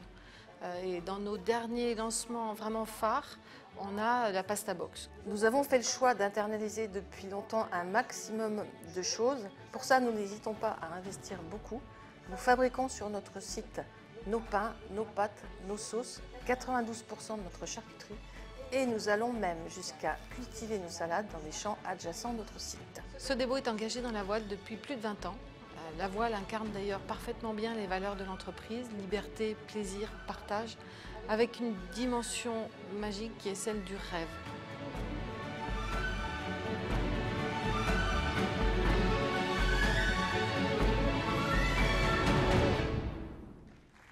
Venez, rapprochez-vous.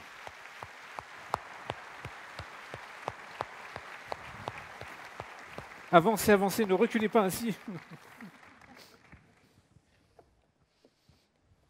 Jacques, peut-être une première question à Patricia. Oui, d'abord, je n'ai pas une question, j'ai 1000 questions à vous poser, mais comme il faut, d'abord, je suis extrêmement fier de vous le remettre, de remettre à 3 femmes. N'oubliez pas le micro, mon cher Jacques. Est-ce que vous pourriez nous dire un mot de l'histoire de la famille Bougreau et de Sodebo? C'est vrai que l'histoire est importante parce que c'est au travers de notre histoire qu'on retrouve aujourd'hui les fondamentaux qui construisent l'entreprise. Alors déjà, nos parents ont racheté en 1960 une charcuterie artisanale dans le bourg où on est encore aujourd'hui. Ils n'avaient pas un sou en poche. Et donc, ils se sont lancés dans cette aventure et ils se sont lancés tous les deux. C'était déjà, à la limite, un travail collaboratif et collectif. Et je crois que c'est à l'origine, certainement aussi, de notre volonté de travailler de façon très collaborative et d'avoir cette coprésidence, puisque depuis 2000, c'est une coprésidence. C'est, je pense, un petit peu atypique. Ensuite, en 1968, il y a eu des nouvelles normes réglementaires qui leur ont imposé des très gros travaux, des travaux qui allaient au-delà de ce qu'ils avaient imaginé au départ. C'était 1 an de chiffre d'affaires. Donc, pour s'en sortir, il leur a fallu trouver un nouveau business. Et ce nouveau business, qui était un business de fabrication pour d'autres, a été à l'origine de l'entreprise Sodebo. Et ce qu'on retrouve aujourd'hui dans l'entreprise, c'est justement cette idée. Elle émane de là que les difficultés, les échecs sont en réalité aussi des opportunités. Et ça permet de trouver d'autres voies, d'être créatif. Et je pense que c'est aujourd'hui ce qui continue à nous guider, parce qu'on a un adage qui est de dire l'échec est le brouillon de la réussite. On l'a déjà entendu au cours de cette soirée. Et c'est vrai, un échec, c'est avant tout une façon d'apprendre. Et c'est une nouvelle voie à trouver pour en tirer des enseignements et trouver des nouvelles solutions. Bon, après, ce qui les caractérise tous les deux aussi, c'est d'être très différents. Et donc très complémentaires, mais aussi très différents. Donc notre mère qui est issue du monde agricole et qui est une bonne gestionnaire, rigoureuse. Notre père qui est un vrai entrepreneur et très créatif. Donc cette association qui pouvait de temps en temps être peut-être un peu explosive, exactement. En fait, c'est ce qui a produit les meilleurs fruits. Et c'est aujourd'hui ce qu'on essaye de développer, c'est être dans la culture du « et ». Et donc d'associer ce qui peut être paradoxal pour justement créer quelque chose de différent et pas être dans la culture du « ou ». De faire en sorte que la différence soit un point, un atout Et justement, c'est ce qu'on essaye vraiment en interne, d'avoir des profils, des idées complètement différentes. C'est ce que Bénédicte a exprimé aussi. Et puis, les valeurs qui nous soutiennent, qui sont en fait des valeurs qui sont non explicites, qui sont implicites, qui sont depuis le début portées par nos parents, qui sont la liberté, ne serait-ce que l'indépendance. C'est important pour nous, cette notion d'indépendance. Le plaisir qu'on trouve à travailler tous ensemble et qu'on voit aussi un peu dans nos locaux. Et le partage. Et ça, on le retrouve, comme ça a pu être dit, à la fois dans notre modèle managérial, mais aussi dans nos produits. Jean, une autre question. Bien oui, qu'est-ce qui a fondé justement votre idée de partager à trois ce management? Quelles sont les valeurs fondamentales que vous partagez à trois? Moi aussi, j'ai 3 filles. Il n'y en a que 2 qui travaillent dans... Confrontation d'expérience. Bénédicte. Écoutez, en tous les cas, un principe qu'on applique et qui nous tient aussi à cœur, c'est que finalement, on se concentre plus dans l'entreprise sur les conditions de la performance que la performance en elle-même. Les conditions de la performance, on l'a vu un peu dans nos locaux, c'est évidemment des locaux confortables, agréables, que ce soit dans nos usines, au niveau des bureaux. L'objectif, c'est de se sentir comme à la maison. C'est aussi un outil de travail moderne, performant. C'est une des grosses conditions pour la performance. C'est aussi beaucoup de convivialité, de proximité. On est 2100, mais on ne se connaît pas tous. Mais quand on se croise partout, on se dit bonjour, on se dit tu. C'est quelque chose qu'on remarque quand on vient visiter Sodebo. Et puis c'est aussi une communication organisée, structurée, vraiment importante. Et puis quelqu'un l'a dit aussi avant, les conditions de la performance, c'est de donner envie. Donner envie en partageant nos rêves, en partageant nos émotions aussi. Alors voilà, on obtient plutôt de bons résultats. C'est vrai que peut-être moins vite que d'autres entreprises. C'est peut-être pas la rapidité ni la puissance. Très relatif, madame, si vous me permettez. En tous les cas, on ne caractérise pas Sodebo par une entreprise on pourrait dire puissante, forte. C'est plutôt une entreprise féconde en nouveaux produits, mais aussi en plein d'autres choses. Un nouveau produit, c'est des nouveaux métiers. C'est des nouvelles usines. Voilà. Et pour finir, en fait, peut-être l'image aussi qui va bien avec celle de l'entreprise familiale, c'est comme un baobab, c'est-à-dire que ça ne donne pas que des fruits, ça fait plein d'autres choses. Il y a des graines, il y a des fleurs magnifiques, il y a aussi des feuilles qui ont des vertus médicinales. Et voilà, c'est un arbre de longévité et de vie. Beau symbole pour ces entreprises familiales. Jean-François, une question, peut-être pour Marie-Laurence. Qu'est-ce qui vous anime au quotidien à côté de vos 2 sœurs? Alors, c'est très simple. Ce qui nous fait vibrer au quotidien, c'est de créer et de construire. Et ça commence par l'innovation produit. Cette passion, c'est nos parents qui nous l'ont transmise aussi. On est né dans une marmite de pâté. On a même été... c'était même notre première baignoire, la marmite de pâté. Et notre but, tous les jours, c'est d'offrir des produits savoureux, de qualité et accessibles. Et pour ça, comme on l'a vu dans le film, on intègre beaucoup de nos matières premières, on intègre beaucoup la fabrication de nos matières premières, de la charcuterie, tous nos pains, toutes nos sauces. Et ce qui est formidable avec ça, c'est que ça crée beaucoup de métiers. On a plus de 130 métiers chez Sodebo. On est sur un même site. Donc c'est assez simple de pouvoir... il y a beaucoup d'opportunités de pouvoir passer d'un métier à l'autre, de changer de métier. Et après, autour de ça aussi, autour du produit, on construit notre machine, on crée notre machine et pas l'inverse, parce que c'est important la qualité du produit. Et quand on investit dans tout ça, ce qui est important pour nous, on en a parlé, c'est aussi le bien-être des gens qui travaillent chez nous, d'améliorer les conditions de travail. Alors cette liberté, elle est possible car on est une entreprise familiale, indépendante. Et on l'a dit, ce n'est pas la course à la rentabilité court terme, c'est que jour après jour, on construit l'avenir. Alors il y a d'autres courses. On ne va pas vous laisser repartir quand même sans évoquer d'autres courses. Je peux poser une autre question? Si vous voulez, mon cher Jean. Les anciens lauréats ont tous les droits, vous savez, ce soir. Quelle est la plus gourmande d'entre vous alors? Qu'est-ce qui goûte? Qu'est-ce qui crée? Les trois? Ça nous rapproche, ça. On est toutes les trois très gourmands. C'est une vertu familiale aussi. Vertu familiale. On ne va pas vous laisser repartir sans évoquer ce voilier, dont on a vu quelques images, ce maxi trimaran qui est en train de devenir une légende de la course au large, à force de battre des records aux mains expertes de Thomas Coville. Vous évoquiez tout à l'heure le fait que ça a véhiculé les valeurs de l'entreprise. On voit bien l'outil de communication que ça peut être, mais je crois que c'est plus que ça. Je crois que c'est aussi une manière, un formidable outil pour créer du lien, créer de la dynamique également dans l'entreprise. Parlez-nous-en en termes de management. En tout cas, c'est vrai que ce projet incarne vraiment les valeurs de l'entreprise et l'histoire qu'on a avec Thomas aussi. C'est une histoire qui a maintenant bientôt 20 ans. Elle est exemplaire dans le domaine du sponsoring sportif. Ouais. Merci. Avec des moments difficiles aussi. Et ce qu'on a appris ensemble, c'est justement de faire de ces moments des apprentissages pour être meilleurs ensuite et ne jamais abandonner, se relever ensemble, y croire ensemble, partager le même rêve. Et au final, ça aboutit au succès. Et c'est aussi comme ça a pu être dit, qu'on construit la réussite de l'entreprise. Alors, quitte à créer un petit incident dans le déroulé de cette soirée, mais puisque Thomas est dans la salle, s'il veut bien nous rejoindre sur scène, ce serait bien volontiers. Aussi, et vos parents. Et vos parents également. Nos conjoints. Jean-François, Gaël, Francis. Venez, madame, monsieur. Et vous pouvez vous permettre ça? Les trois. Bienvenue, Thomas.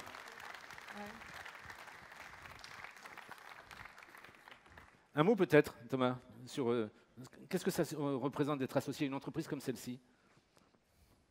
C'est d'abord une chance. On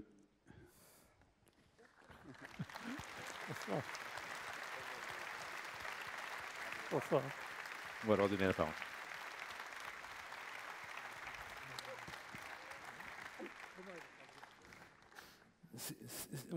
C'est à vous que la parole est déléguée pour l'instant, mon cher Thomas. C'est avant tout une chance inouïe. C'est vrai que j'y suis pas arrivé du premier jour. J'ai tenté 5 fois ce record autour du monde avant d'y arriver. C'est aussi une belle histoire. Donc, on ne fait pas 49 jours, 3 heures autour de la planète en solitaire sur ce multicoque la première fois. Et c'est vrai que quand ils m'ont pris, j'étais tout petit comme ça. Et puis, au fur et à mesure, ils m'ont fait grandir. Ça a été la chance de ma vie. Et ils avaient à peu près 3 ou 4 ans d'avance sur ma progression. Mais ils m'ont laissé le temps. Ils m'ont laissé cette chance pour arriver jusqu'à ce projet. Et je suis moi aussi très, très ému de participer aujourd'hui à ce lauréat. Parce que ça représente beaucoup aussi pour nous cette année. Merci beaucoup. Merci, Thomas. Faire grandir les gens, Madame Bougreau, Monsieur Bougreau, un mot sur cette idée de faire grandir les gens.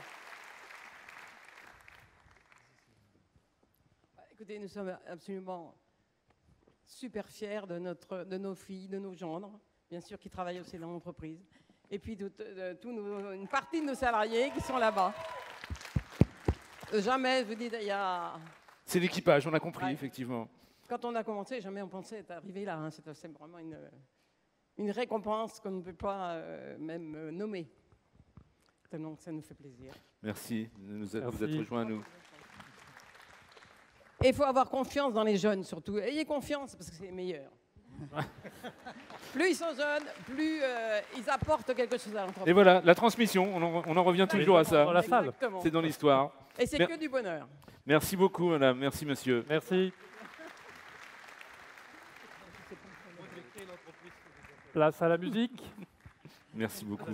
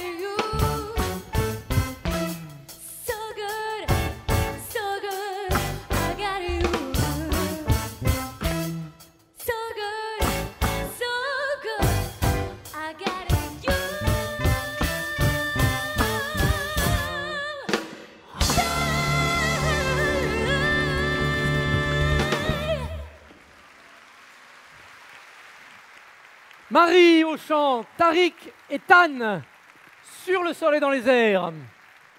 Bravo à tous les trois et bien sûr bravo à l'ensemble Contraste. Toute l'équipe des musiciens. Waouh, on ne fait pas la même chose, Jean-François, je te préviens. Même il y a 25 ans. Juste ça, là, tu vois, ça je sais le faire. Voilà, ça, et quand on était jeune, ça n'existait pas, le breakdance. Donc on a une Sinon. Histoire formidable de cette chanson I Feel Good par James Brown. C'est le jour où James Brown passait à la Tour EY à la Défense et qu'il a entendu Jean-Pierre Letarte crier dans son bureau I Feel Good qu'il a eu l'idée de cette chanson. Comme quoi, tout commence. Non mais sérieusement, les paroles sont assez en lien avec le prix qu'on va remettre puisqu'il nous dit « Je savais que ça m'arriverait maintenant, à partir de maintenant, je ne peux plus faire d'erreur ». C'est la devise de tous ceux qui vont avoir le prix de l'entrepreneur de l'année dans les 25 prochaines années. Parce que nous ouvrons la dernière séquence. Le prix de l'entrepreneur de l'année.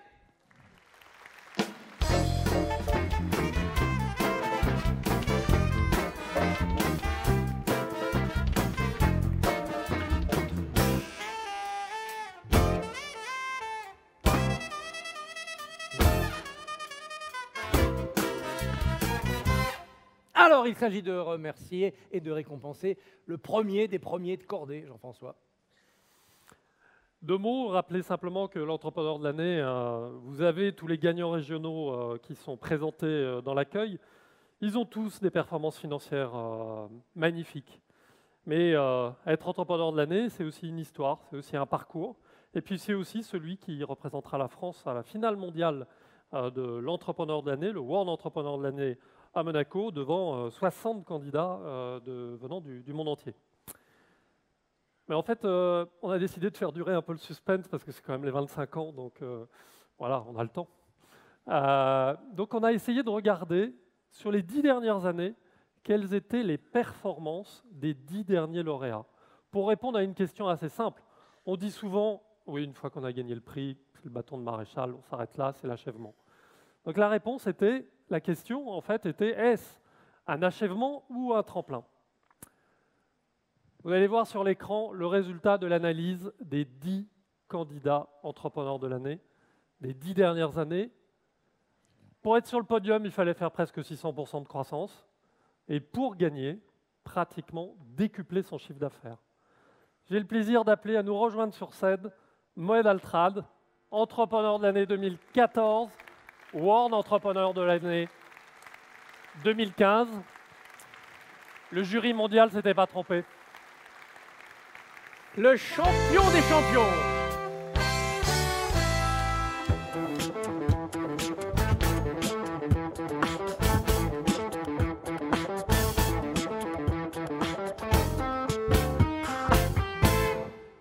Moed, vous le connaissiez ce chiffre, là, 960% de croissance? J'avoue que je n'ai pas vraiment fait le calcul, mais je suis vraiment surpris moi-même, donc c'est une bonne chose. Et puis, je dis cette croissance à tous les collaborateurs. Jean-François, l'histoire montre qu'en 2015, lorsque j'ai été élu entrepreneur mondial de l'année, d'abord entrepreneur national puis mondial, l'entreprise faisait 600 millions et je crois que 650 millions d'euros. Aujourd'hui, on fait 3 milliards de... Ce qui veut dire, parce que dans la salle, il y en a beaucoup qui comptent très bien, que c'est plus que 965% parce que depuis 2016, le groupe Altrad a continué à grandir. On a oublié 1 milliard à peu près. Voilà. Et l'horizon, c'est 3-2, on s'arrête, 5, c'est possible, 10 Christophe, j'ai entendu parler de croissance, j'ai entendu parler de motivation, j'ai entendu parler de beaucoup de choses finalement. Mais une entreprise qui ne croit pas, je pense que c'est rare de trouver une entreprise qui stagne, qui reste telle qu'elle est pendant des années. Ça ne veut pas dire qu'elle va avoir beaucoup plus de chiffres d'affaires, mais il faudra qu'elle se transforme. Une partie le paradoxe de la croissance ou de l'entreprise, si elle ne croit pas, elle peut disparaître, et elle a de fortes chances de disparaître. Mais par contre, si elle croit, il faut qu'elle prenne des risques. Et d'où le paradoxe, si on prend des risques, ça veut dire qu'on peut échouer. Mais je crois que les jeunes femmes de Sodebo, ils l'ont dit, et j'ai beaucoup aimé cette famille, j'ai beaucoup aimé cette histoire, il faut s'identifier à l'entreprise, il faut aimer l'entreprise, il faut aimer ses collaborateurs. Donc je pense que à la question, est-ce que c'est une étape ou est-ce que c'est un tremplin? Je pense que dans mon cas, c'est les deux. Il fallait d'abord que je prouve à moi-même, mais avec mes collaborateurs, qu'on trouve à nous-mêmes tous que l'entreprise, c'est quelque chose qui vit. Une entreprise, Jean-Pierre l'a dit, c'est une aventure humaine avant tout. Et après, j'ai entendu parler d'étapes, d'objectifs. Mais je dis, il y a beaucoup de chefs d'entreprise que j'entends, que je vois tous les jours, qui disent, mon objectif, c'est de faire 1 milliard. Mais de faire tant de, je ne sais plus, de bida, d'avoir le meilleur ratio, etc., etc. Mais quelque part, j'aimerais jeter un regard sur ceci, de dire, fixer des objectifs, je pense que c'est une contrainte. Dire que je vais fixer un horizon, des étapes pour l'avenir, je préfère ce côté qualitatif plutôt quantitatif de la chose. Donc voilà, donc, concernant Altrad, donc effectivement aujourd'hui, on était à l'époque, il y a 2 ans, Jean-François, tu peux me le rappeler, je crois qu'on était 10 000 personnes, aujourd'hui on est 40 000 personnes. Donc on est dans, je sais pas, plein de pays. Multiplié par 4. Et je pense que on est devenu leader mondial dans notre secteur d'activité. À l'époque, l'entreprise était vraiment une entreprise ancrée dans le bâtiment, fabriquait des produits d'ailleurs basiques, les échafaudages, les bétonnières, etc. On a transformé le modèle économique, donc on est passé de la production au service. Aujourd'hui, la partie qui est hors service ne représente que 15% de chiffre d'affaires. En 2015, Christophe, notre premier pays, c'était la France. Mais aujourd'hui, c'est l'Angleterre. Donc, par cette croissance, notre centre de gravité s'est transformé, s'est modifié, s'est déplacé.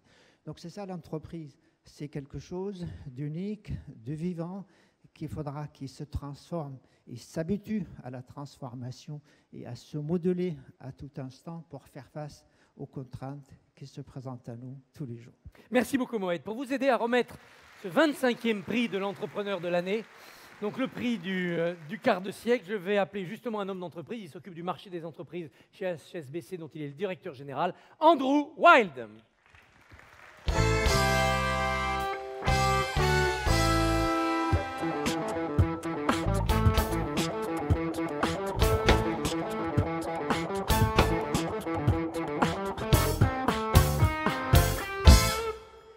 Alors, il a l'enveloppe, Andrew. Il a l'enveloppe, ça y est. Il est l'homme qui sait ou qui va nous dire. Mais on va faire un peu de suspense, comme disait Jean-François. On a beaucoup entendu parler de croissance. On a aussi entendu parler de confiance, et pas seulement dans la bouche des politiques. Est-ce que vous, aujourd'hui, HSBC, est-ce que les banques ont confiance ou est-ce qu'elles sont encore dans l'idée que l'économie doit s'accompagner avec beaucoup de prudence? Bon, je dirais les banques, je vais parler pour HSBC, ont beaucoup de confiance, avec beaucoup de très bons clients dans la salle aujourd'hui. L'économie française est beaucoup mieux cette année que l'année dernière, que l'année précédente. L'économie mondiale pour nous, et on le voit beaucoup avec tous nos clients, est encore plus performante que dans le passé. Donc nous avons confiance, et ce qui m'a impressionné ce soir, c'est 2 choses. C'est le nombre d'entreprises qui sont déjà des entreprises internationales. Quand on est international, on bénéficie de la croissance mondiale. Et l'autre, c'est l'innovation, c'est la force d'idées qui ressort. Donc oui, HSBC est très confiant. Alors voilà le moment fatidique et solennel pour cette année 2017, 25e lauréat national du prix de l'entrepreneur de l'année. Et vous allez nous dire à qui il est décerné.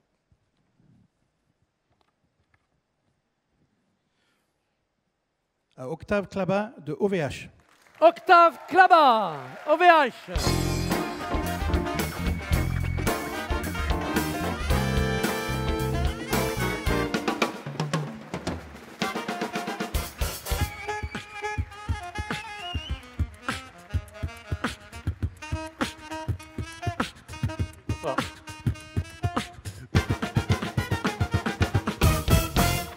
Bon, une bonne dose d'Octave pour Octave.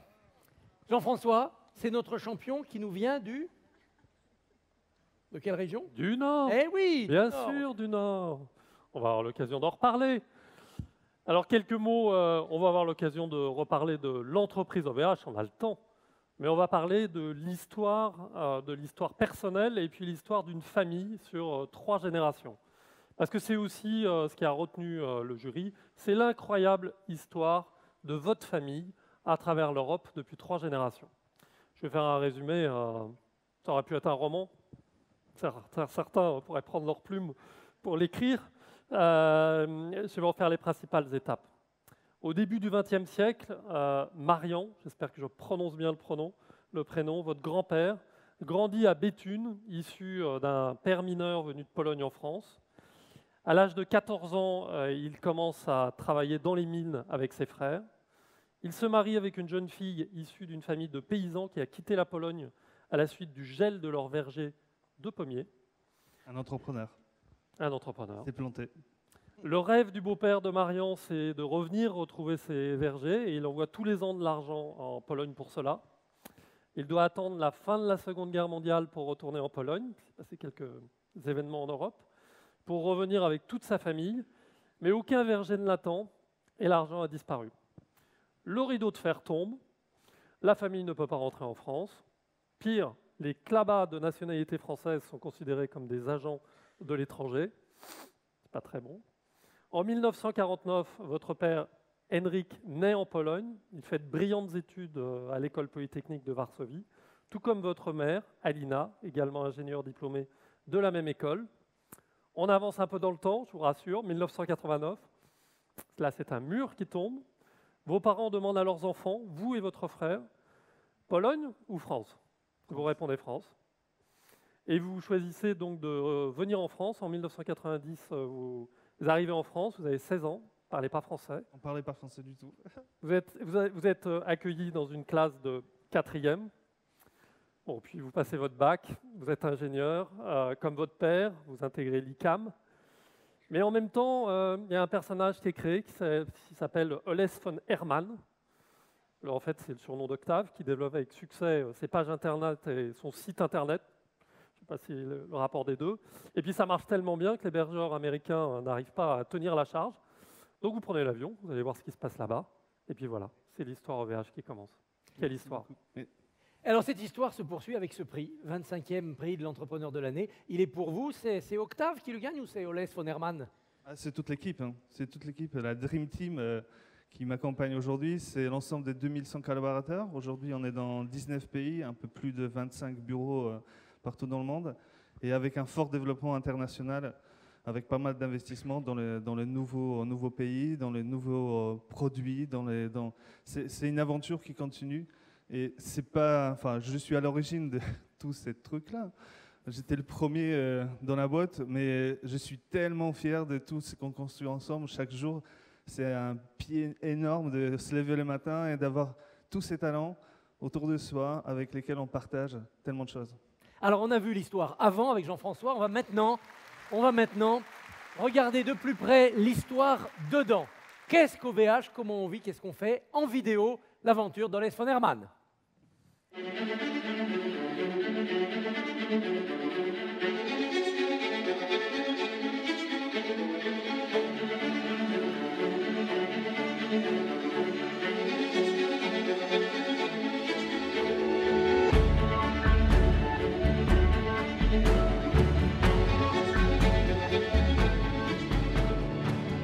OVH, je l'ai créé en 1999, juste après mes études.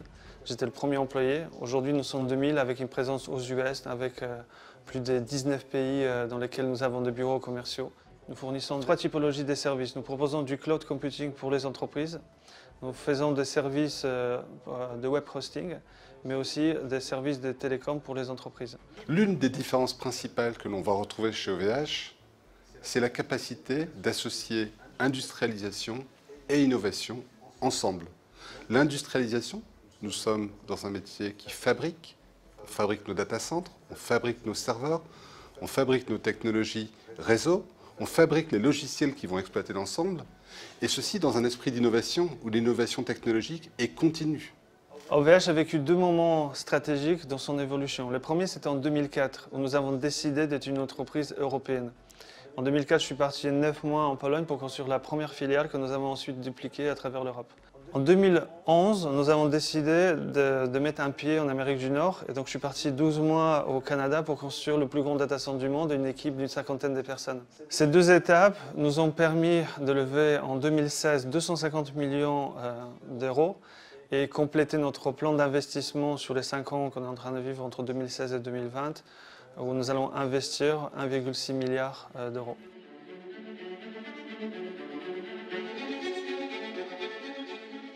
Nous construisons une organisation qui essaie de faire de la croissance, de l'hypercroissance, d'aller sur les 30-50% des croissances annuelles. Et ceci nous impose de gérer la transformation en continu. Chaque jour, nous accueillons des nouveaux collaborateurs. Nous installons des nouvelles capacités serveurs data center. Nous avons des nouveaux clients. Et les vrais défis, le vrai challenge que moi j'essaie de relever au quotidien, c'est justement d'accompagner cette croissance à travers la construction humaine. Avant d'une aventure technique, avant d'une aventure commerciale, c'est vraiment une aventure humaine. Il faut savoir créer un collectif. Il faut savoir créer une intelligence collective pour ensuite aller vers les défis techniques, commerciaux, les différents pays, les concurrents. C'est toujours intéressant de se regarder un peu dans le rétroviseur, mais moi ce qui m'intéresse c'est le futur. Je me sens toujours comme si je démarrais l'entreprise aujourd'hui, comme si j'avais tous les défis devant moi.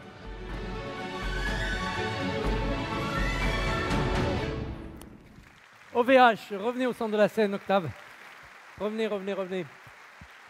1,6 milliard d'investissements, la moitié du chiffre d'affaires de Moed Altrad. Vous voyez, on voit la dynamique là quand même. Magnifique.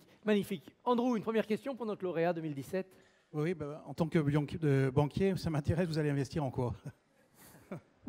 Nous faisons beaucoup d'investissements dans les nouveaux data centers. Donc on construit des usines numériques. Donc vous avez les usines habituelles dans lesquelles vous avez des presses, vous avez tout un tas des outils pour transformer de la tôle, pour par exemple fabriquer de l'automobile.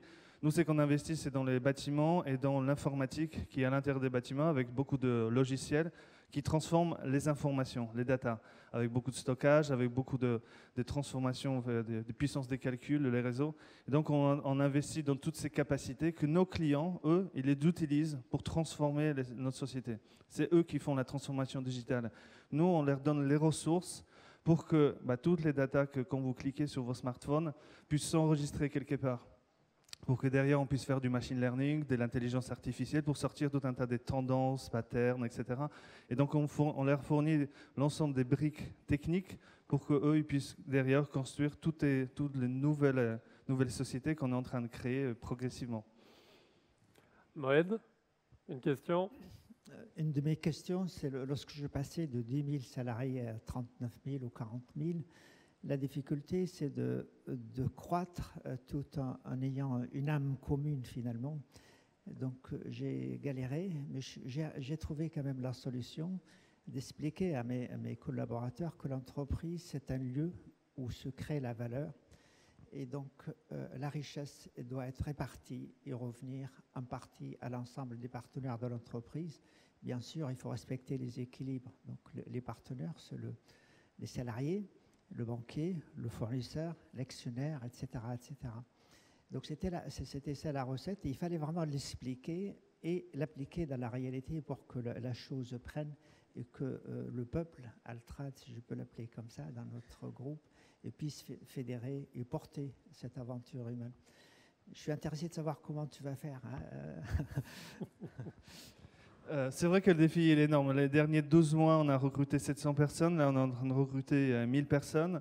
On est aujourd'hui 2100 parce qu'on fait entrer tous les mois 80 personnes. Donc depuis qu'on a fait la vidéo, donc il y a 100 personnes en plus qui sont rentrées. On sait qu'en 2020, on sera 4002. Et c'est exactement la question que je me pose. Dans les priorités de l'entreprise, c'est que je définis dès le départ de l'entreprise et je garde, même si aujourd'hui on a des actionnaires, des investisseurs qui ont quand même mis beaucoup d'argent, je garde en priorité premier, c'est les employés, ensuite les clients et ensuite les actionnaires. Alors pourquoi dans cet ordre-là? Parce que première chose, c'est que je vise le long terme. Et donc quand je vise long terme, je veux d'abord, c'est les principales assets de l'entreprise, ce sont les employés. C'est avec eux qu'on fait des choses. Et donc je vise qu'ils soient bien au travail, qu'ils comprennent pourquoi ils viennent au travail. Donc pas seulement ce qu'ils doivent faire, qu'est-ce qu'on veut faire au niveau des stratégies, mais aussi pourquoi ils viennent au travail. Donc c'est toute cette structuration de l'organisation. Si les employés sont bien, on peut espérer que les clients ils vont avoir ce qu'ils achètent chez OVH. Et si les clients sont contents, les actionnaires ils vont avoir leur partie de la création de richesses. Et donc, ce principe-là de priorité dans l'entreprise, je ne l'ai pas changé. Je ne veux pas changer parce que ça fait partie des l'âme, des mindsets de notre entreprise. Et je pense que c'est ça qui fait aussi la petite différence par rapport à le long terme. C'est vraiment le long terme dès le départ. On a pensé sur 10 ans, 20 ans. Aujourd'hui, c'est pareil en fait. Ça fait 18 ans qu'on fait ces métiers. On pense à dizaines d'années, vingtaine d'années encore avant. On ne veut pas s'intégrer dans un groupe. On veut rester libre par rapport à nos défis et donc de pouvoir définir notre trajectoire. Et donc cette priorité-là, c'est quelque chose d'assez simple, mais qui permet de bien montrer dès le départ, quand on rentre dans l'OVH, dans quelle entreprise on se trouve. Jean-François. Il y a quelques jours, Xavier Niel a déclaré que dans quelques temps, on rajouterait une lettre venant d'Europe ou GAFA. Cette lettre serait un O et que ce serait OVH. Ça vous inspire quoi? Xavier est super gentil. Il va aider au début. Il est super gentil de nous faire beaucoup de pubs. C'est vrai qu'il m'a beaucoup aidé quand on a démarré en 2001, 2003. Pas mal de coups de main, enfin on peut en discuter pendant des heures. Pour nous, c'est une très forte responsabilité. D'accord ? Aujourd'hui, quand je vois mes concurrents, je vois d'un côté les Américains, donc là Amazon, Google, Microsoft, de l'autre côté, on a les Chinois, Baidu, Alibaba, Tencent. Et ben moi, je suis hyper excité d'avoir des concurrents comme ça. C'est super stimulant. Moi, c'est que, il y a plein de choses qu'on peut proposer à nos clients parce que derrière, quand on regarde en Europe, on est le seul dans la liste. On est le seul fournisseur de cloud européen fiable, viable, qui peut grandir. Pourquoi? Parce que c'est un métier où il y a énormément d'innovation, il y a beaucoup de challenges sur le recrutement, il y a beaucoup de développement international. Et donc, c'est tous ces challenges-là mélangés au capital, 1,5 milliard qu'on va investir durant ces 5 ans-là, fait que ce n'est pas si facile à trouver la recette miracle qui fait qu'au bon tempo, on a les bonnes équipes pour pouvoir délivrer exactement l'innovation que nos clients attendent de nous. Et d'être toujours un petit peu en avance par rapport à ce qu'ils ont besoin. Donc, prendre toujours des petits risques en plus d'investir dans les choses que peut-être ça va marcher, peut-être on va se planter, peut-être c'est pas ça qu'il fallait faire. Oui, mais c'est ça qu'il faut faire au quotidien pour être bien au bon moment avec les bons produits par rapport à nos clients. Ah, qu'ils sont loin les vergers, les pommiers. Avancez-vous, Octave, pour le moment solennel. Je vais demander à Arnaud Le Gall et à Jean-Pierre Le Tartre de nous rejoindre pour vous honorer et vous remettre le trophée. Voilà, Arnaud arrive avec l'objet qui symbolise, et Andrew White va vous le remettre, qui symbolise donc ce prix. Le 25e prix de l'entrepreneur de l'année va à Octave, va à OVH. Merci. Jean-Pierre. Oui. Oui? Tu veux que je dise un petit mot là? Ah oui, dis un petit mot, et puis la cérémonie n'est pas finie. Oui, la cérémonie n'est pas finie. Je voudrais dire déjà à ce stade à quel point cette cérémonie à chaque fois est un grand moment d'émotion. Et je pense que d'ailleurs dans la salle, beaucoup reviennent chaque année. Je pense que c'est pour l'émotion et surtout pour la cure d'optimisme en fait, parce que on n'a pas des petits doudous, mais quand on revient du prix de l'entrepreneur de l'année, en fait on a comme un petit doudou qui nous redonne de la motivation et de la confiance dans le futur. Alors, et en plus, particulièrement pour cette 25e année, je suis très touché que ce soit une entreprise de ma région et même de ma métropole, si je puis me permettre. Et vous savez à quel point je suis attaché à cette région. Ceux qui me connaissent, je portais souvent le drapeau des Hauts-de-France et de la métropole lilloise. Et il se fait que nous avons la chance d'avoir le président des Hauts-de-France, Xavier Bertrand, qui est là, et aussi Guillaume Delbar, le maire de Roubaix, que je vais demander de venir nous rejoindre pour fêter cette candidature issue du Nord, des Hauts-de-France. Xavier. Bienvenue. Guillaume. Bonsoir. D'ailleurs, peut-être, Xavier, tu veux dire un petit mot? Oh, bah si, si quand même, mot, Monsieur le Président. C'est un peu inédit. J'ai pas de nœud papillon, j'ai pas de cravate, pas de discours. Non, j'ai assisté l'autre jour au prix au niveau régional. J'ai dit, je ferai un discours le jour où vous ouvrirez les catégories aux collectivités locales et où elles seront capables d'avoir une vision stratégique.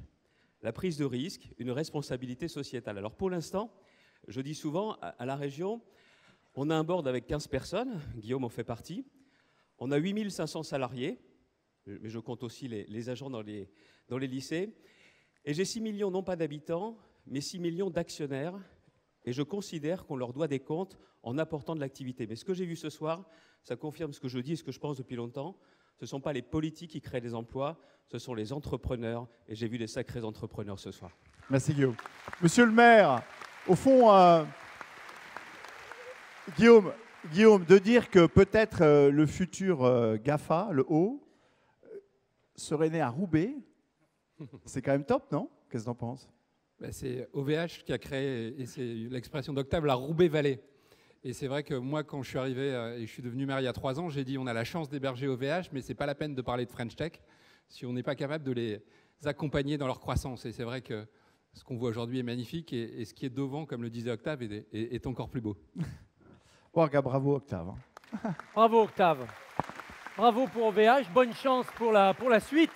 Bonne chance. C'est pas mal.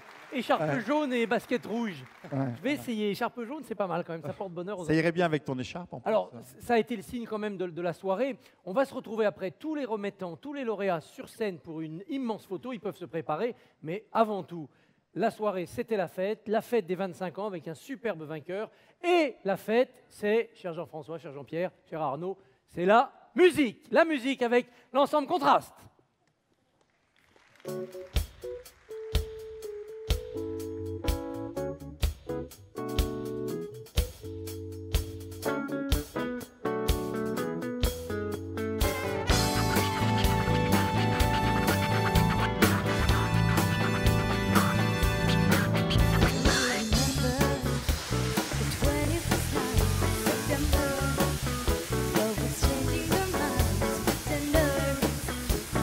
Chasing the clouds away.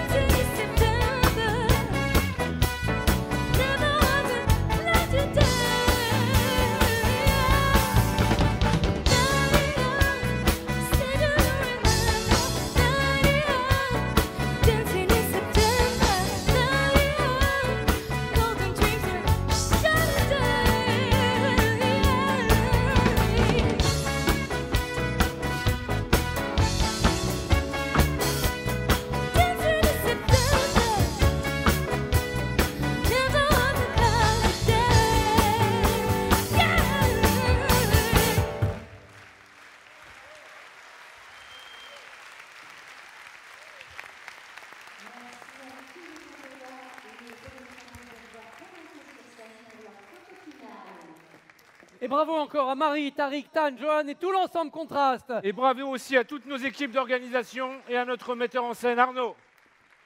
Et maintenant, le cocktail pour vous, sauf pour ceux qui montent sur scène pour la photo. Venez monter sur scène pour la photo, tous les lauréats de la soirée, tous les prix, les remettants, les parrains, les marraines, les familles aussi. Parents.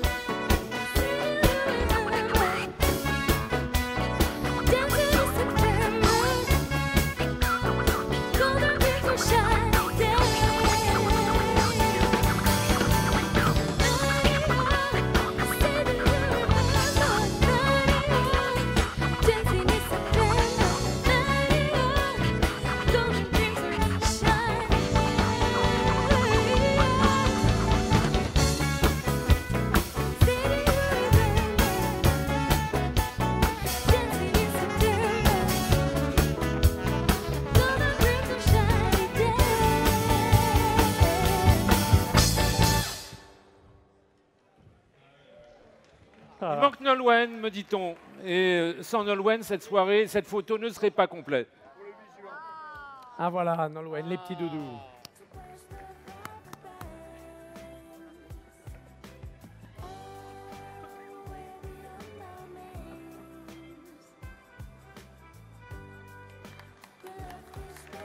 Vous pouvez...